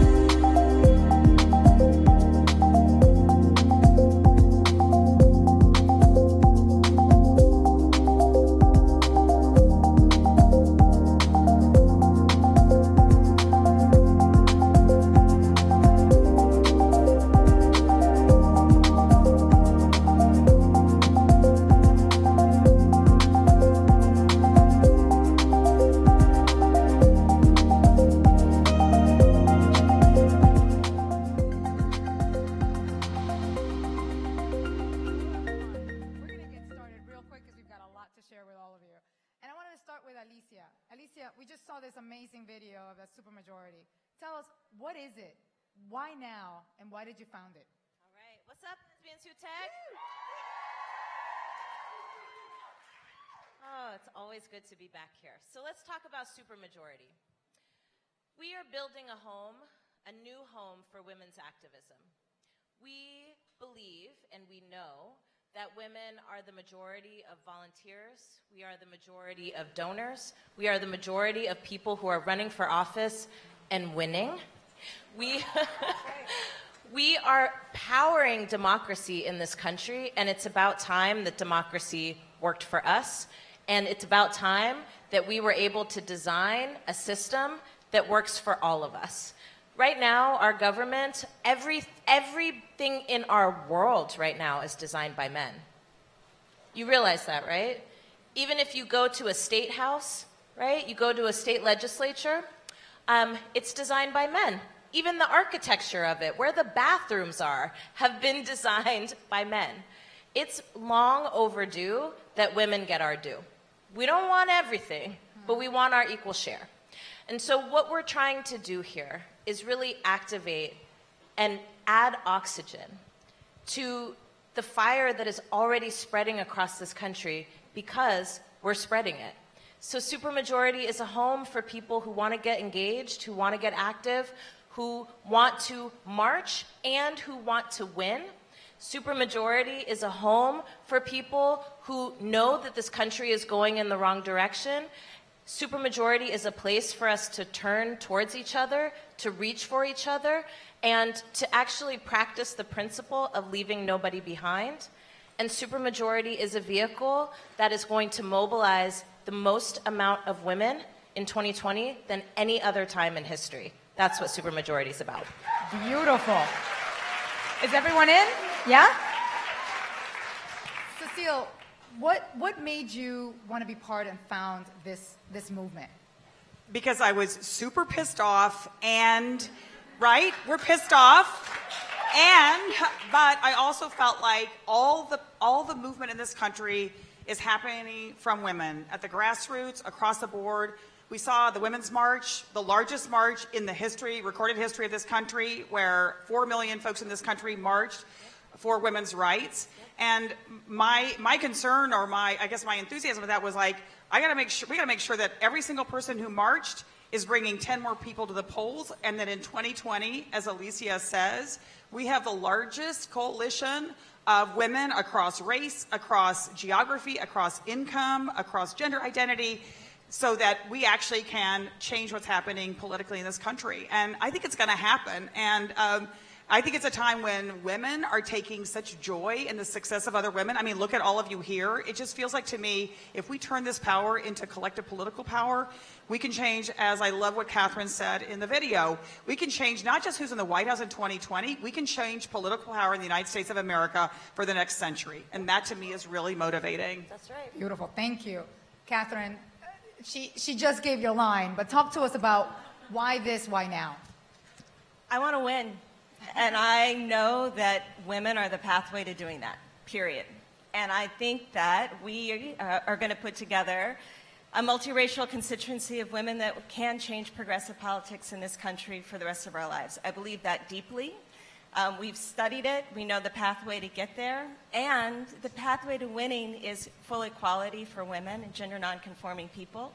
And the first thing we have to do is get rid of Trump in order to achieve that. And that's why we're here. Yes. Yes. I mean, please.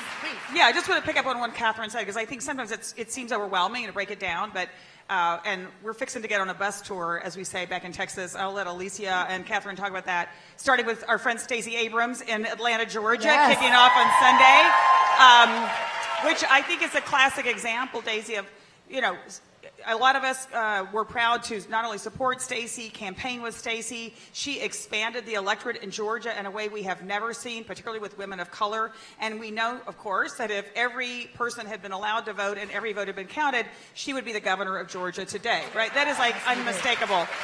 So just looking at it practically, and we're about to go through all these states, there were 3 states that delivered 77,000 votes that determined this election.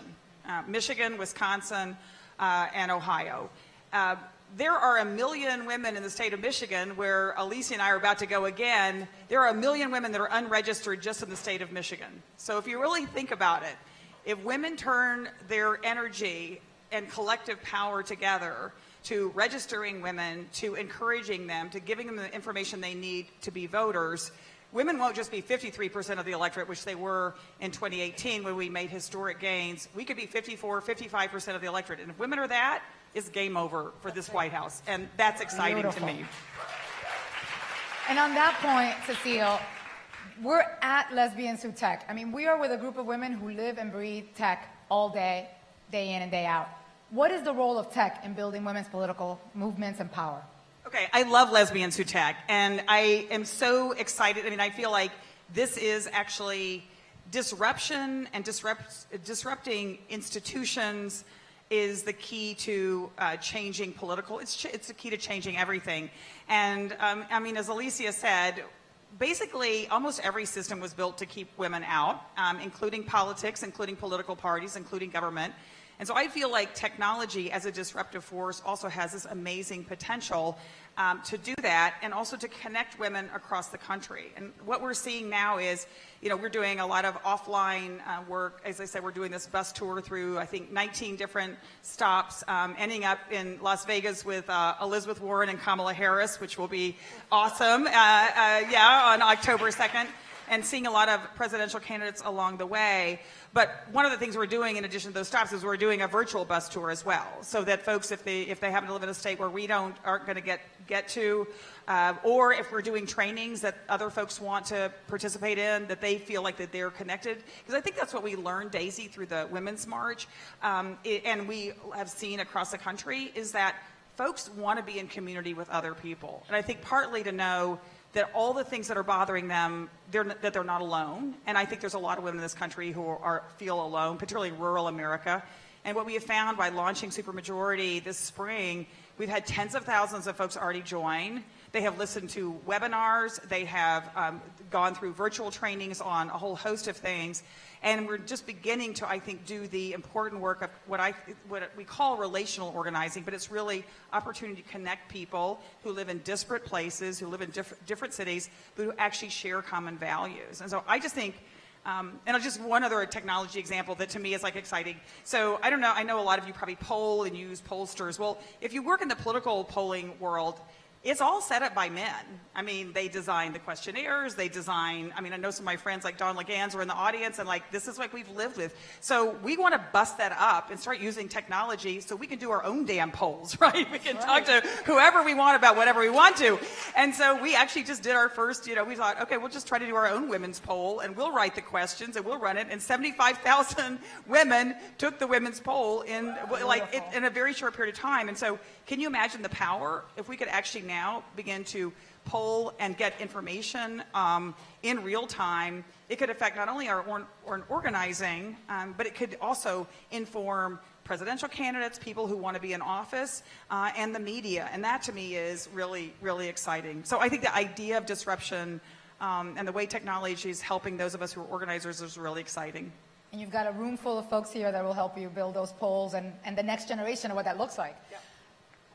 Alicia, I want to ask you about barriers to political involvement.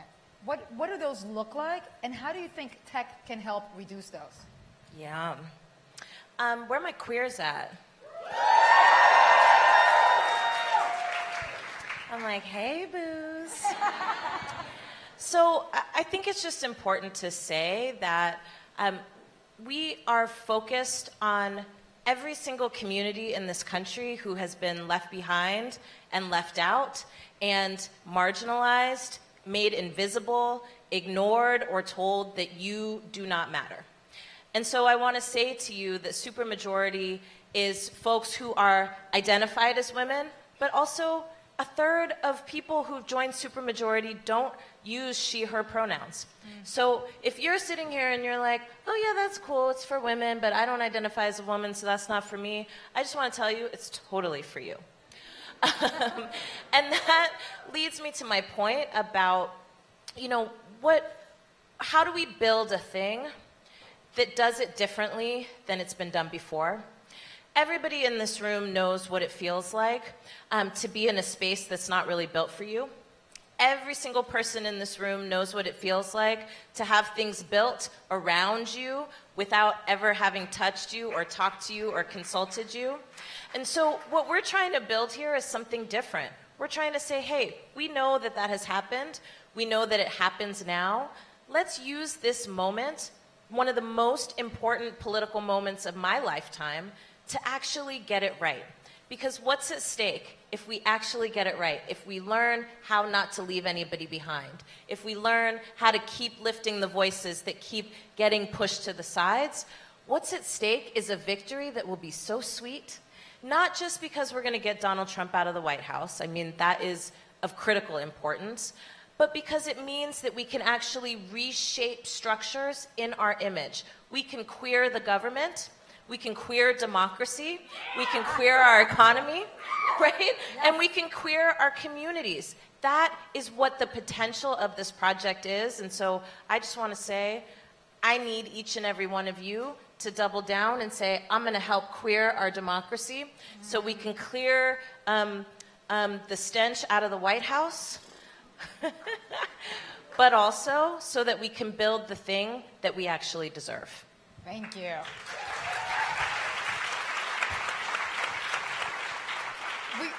Catherine, we've touched a bit on online activism, and I'm curious, what are you learning about how do you reach more audiences? Can you reach more audiences through technology? And or inadvertently, could there be audiences that we're missing through some of the new technology initiatives you're putting in place? I think it's really important to build off what Alicia just said. I mean, think about that, queering our democracy. And tech is the vehicle, I think, in a lot of ways to do that. I'm a lawyer, and I've studied policy my entire career. And what that is studying the master's tools that that nobody else has access to. That's right. It's ridiculous that it's so hard to read legislation or to argue something in court, and that I had to go to school for as long as I did in order to study it, and everybody else that has those tools. And what is so exciting about tech is all of a sudden that's all blown up, right? There are people who are tweeting about the travel ban in real time. There are people who are going on the SCOTUS blog and it's crashing because so many people are reading about it and using the tools. And once that gets broken open, then the people who have power no longer have power over us. And I think that that's what's so exciting about what tech is doing right now. And if we think about things like Indivisible, you know, the scale of it, they launched their Indivisible guide. It was a Google Doc. It basically Who launched it, just for anyone in case they're not familiar with Indivisible? Indivisible, everybody know Indivisible? No. Oh, well. Well, here's what's exciting about Indivisible. It was a bunch of policy nerds like myself in DC that wrote a guide right after Trump was elected of how to basically unearth what's going on in the legislature, the House and Senate. And that tool was used to get rid of, or to uphold and protect the ACA. Because what it did is it put in people's hands, and when the Indivisible Guide was launched, it crashed too, because it was a Google Doc, because so many people went on. But what it did is it gave people tools to figure out how to go to your congressperson, how to actually advocate for yourself, how to create town halls, all these things that are democracy that we should have access to, that we deliberately do not because the powers that be don't want us to have it. So what I think of as tech is it actually is breaking open the fourth barrier of government, right? Like it is what media used to be is now what tech is doing in terms of accessibility and scale and reach. So we are able to reach people across the country. Our survey went out, and we got 75,000 women from all over the country in a very short period of time. While the survey was out, we got feedback of some of the questions that were hard for certain folks to answer. We could fix those in real time. Right? That is the future. That is democracy. That's what it means to queer democracy. That's what it means when women start to be in charge and make these types of decisions. And that's how we also scale so that the Women's March can say, hey, I think we should do this on Facebook. And then we have the largest march we've ever had in our history. Thank you. Did you want to say something? Yeah. Well, it's probably a question you're going to ask, but Go ahead, go for it. since I'm the only white chick on this panel, I just want to say that white women, we got some work to do, okay? And I And feel she's like owning it right here. Well, just inevitably, it always gets asked to someone else, like, "What's up with white women?" And so That was one of my questions. She's right. Yeah. And I ask that a lot myself too. So one, I just want to say, I think that there have been the beginning of some important conversations, and frankly, some important education in this country about who has been carrying the load for our entire lives. And frankly, that has been women of color, and repeatedly, not only as voters, but as progressive voters and champions. And that's the reality. And so I actually just want to say, because we're in this public space, I have gotten to travel the country with Alicia. We have been in some crazy places together, and you have taught me so much, and you have been so patient. And I just want to say, and Catherine too, this is the kind of work it's going to take for us to actually figure out how we do see each other, hear each other, learn from each other, and build power together. And I think it is incumbent on white women to acknowledge the role that women of color have been playing and recognize that it's time we do our share as well. And I hope that is so let's say, like right now, it's, so I think that we all know that, Anglo women, a plurality of them voted for Donald Trump. We also know that things after the 2016 election began to change, and in 2018, because of the extraordinary turnout of women of color, of young people, we elected more women, more people of color to Congress ever in history, and we have to just keep that going. But that to me is a really important part of this. And this isn't, you don't just do this work by just saying you're going to do it. It means actually doing the hard work. And it means going not just to the places you always go, but I'm really excited. We're headed right from Georgia. We're going to Birmingham, Alabama, and talking to the women in that community who literally changed politics in Alabama. And that was black women that did that. So that to me is got to be something that all of us talk about. And I think that includes, when we think about tech and the application of tech, is how are we ensuring that the organizing we do, whether it's online, offline, and the ways at which we are designing new ways of engagement, that it doesn't leave anyone behind, and it actually, in fact, centers the folks who've been at the front of this struggle for a long, long time. Yep. Thank you. So I'm going to follow up that question with Catherine, because, and I know this, Catherine has been researching white women for a long time. So a white woman just talked to us about white women, but now we're going to ask Catherine, who's been researching them. Tell us, what have you learned about white women in your research? Oh, white women. So here's what's up with white women and why I've been researching them, is because what I study and what I'm interested in is who has power and how the people I think should have power get that. And white women are the largest voting bloc in this country. And let me put it into perspective. They're 42% of the voters in this country, and they are more than all people of color combined as voters, right? So as my colleague likes to say, white women are too big to fail. And quite honestly, they're failing, because white women have not voted for a Democratic or progressive candidate since the 1964 Civil Rights Act. And if you wonder why, go back to Danielle Mooney Mills' talk, and that's exactly why, right? It is very much entrenched in white supremacy. It's very much entrenched in people, white women voting for their race as opposed to their gender. And it's largely, they're voting against their own interests because they're putting the interests of their families, these are straight families, right, first. And so, but what we've seen, and what's exciting about right now in this moment in history, is Donald Trump's election destabilized a lot of that. There are a group of white women that we've talked to quite a bit on the road who are like, you know what, our systems are in place to protect us, and we're shocked when Donald Trump was elected president. Women of color were like, come join us. The system failed you, come join us. But so here's the thing, if we actually want to put together a structure that wins, it has to be multiracial. And what we normally do is go, oh, well, white women are the largest constituency, we've got to put all the money towards them. That's not what I'm suggesting. It's that our political structures have never, one, invested in women as a voting bloc at all, regardless of color, and despite the fact that black women have been the most reliable voting bloc since they were given the right to vote in terms of progressive structure.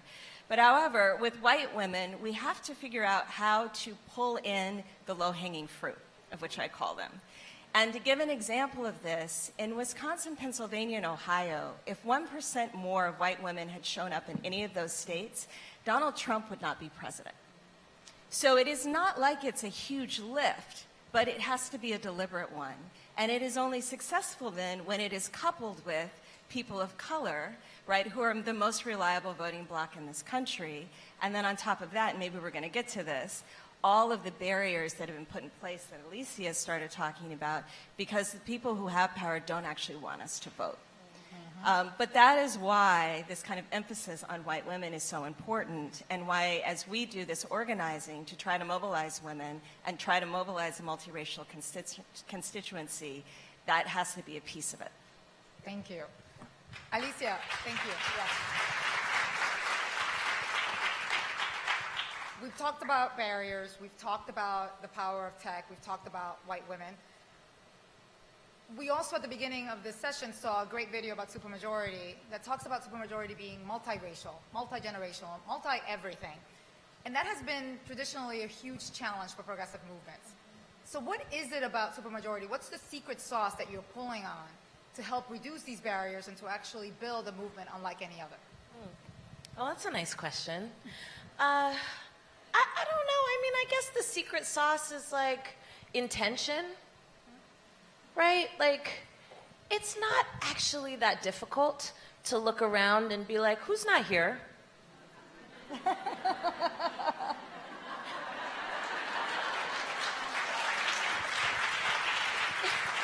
know, I mean, literally, I mean, I just tell a quick story. Please. I took my staff, we were doing a staff retreat, and we walked past a conference room, and there was another group retreating there, and it was entirely white people. And I was like, are we still doing this in 2019? It's 2019.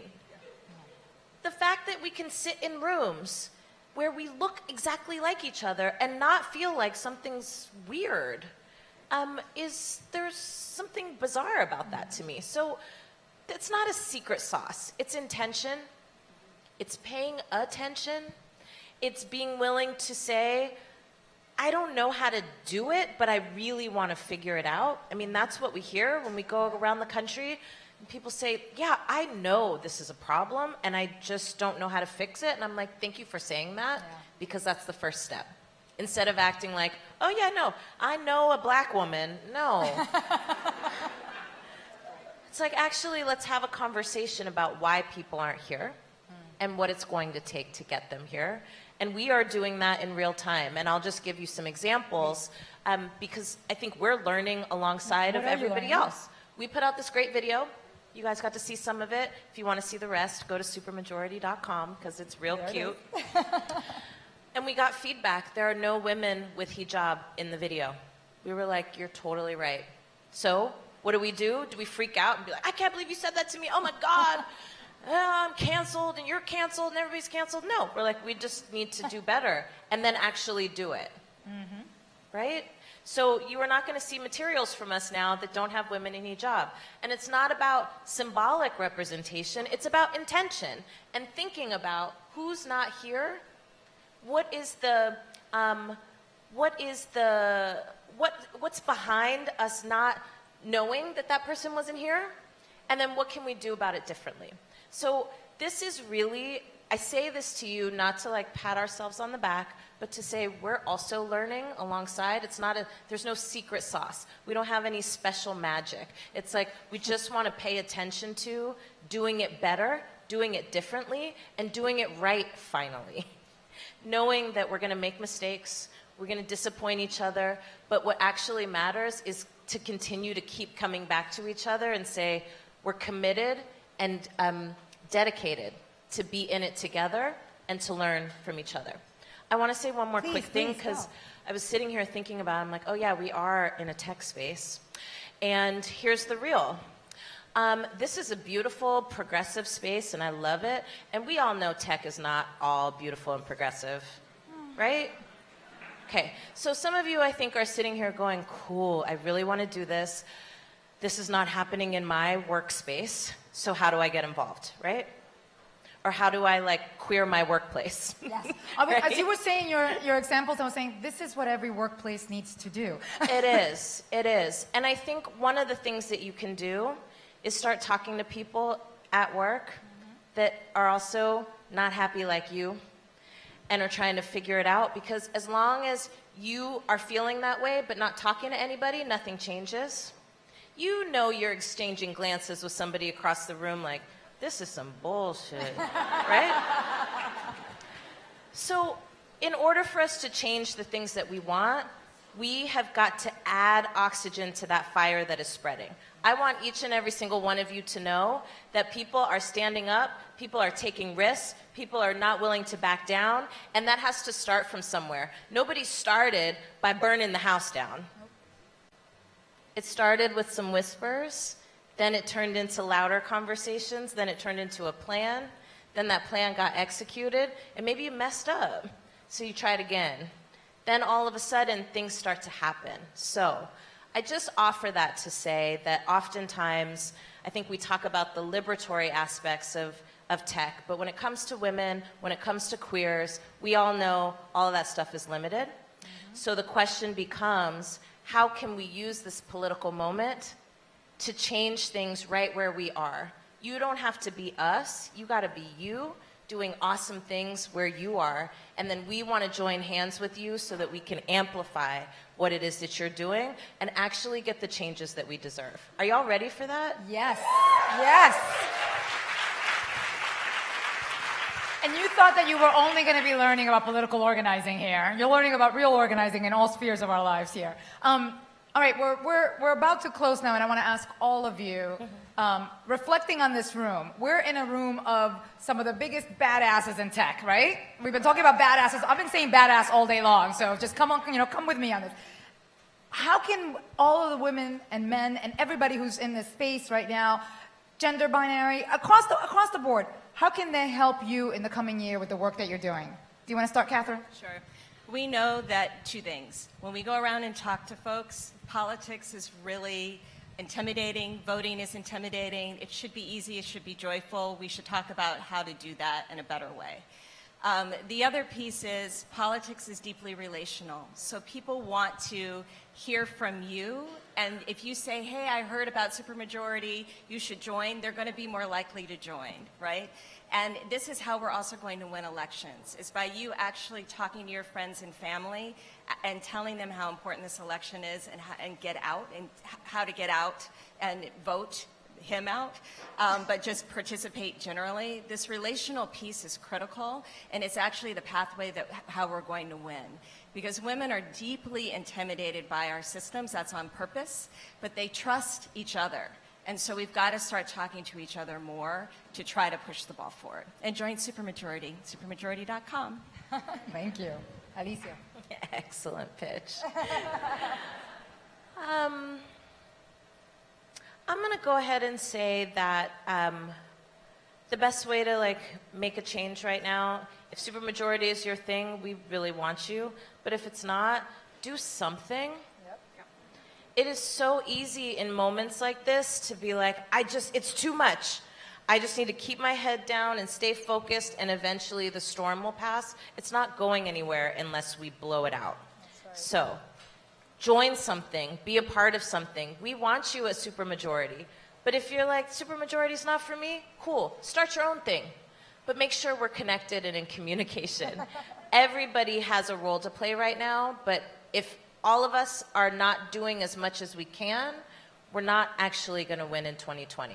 So try something. Thank you. Cecile. Yeah, I mean, my motto now is start before you're ready. So whatever it is, just do it, don't wait. And my perfect example to me is Lauren Underwood. Yep. Okay, Lauren Underwood Yeah, okay. For those of you who don't know her, ran against 5-6 men in her primary. Nobody wanted her to run, but she was going to do it. She beat all of them. Then she beat a Republican incumbent. She's now the youngest African-American woman to ever serve in the United States Congress, and she's killing it, all right?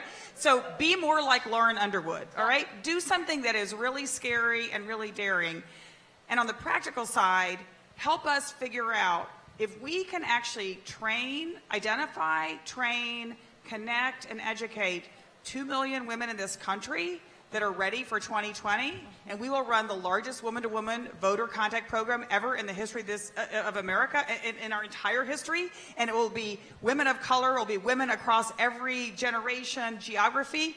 We will change everything that's happening, not just for 2020, but for forever, and we can use your help in tech to do that. So, thanks a lot. Thank you. Thank you so much, Catherine, Alicia, and Cecile. Thank you.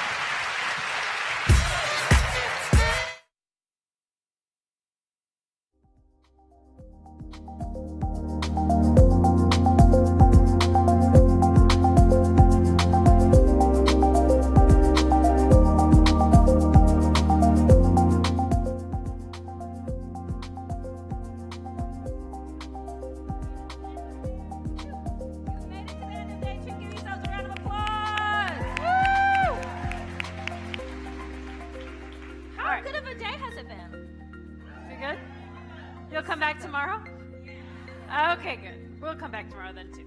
So open up to page 15 if you have your handy dandy booklet. So we start at what time tomorrow, Andrea? 9 a.m. is the career fair, so be here at 9 a.m. sharp, and we are main stage live at 10. 10 a.m. is the main stage, which means that doors will open at 9:30. I think so. But here's what people want to know. Yes. Because if you have to be here, so like let's say you have to get up at 8, blah, blah, blah, which gives you several hours to party, drink, meet, frolic, do whatever you'd like to do. Where can people do that? Oh, most importantly, I am 6 minutes away from a martini. So, folks, there is a party that is happening immediately after we finish talking right above you. It's on the roof. Yeah, on the roof. It's on the roof. I mean, it's just in case somebody knows. It's above. It's not a suspended party. You go up. It's on the roof. But next year, there's always hope. Always hope. Tweet at Leanne. Suspended party. Suspended party. We cannot thank you enough for being here, bringing your energy, bringing your companies, sharing all this out on social media so that people know what we're doing. And we can't wait to see you tomorrow. We can't wait to see you tomorrow morning. So go party, drink, be merry, make new friends, come in here refreshed and ready to get into it tomorrow.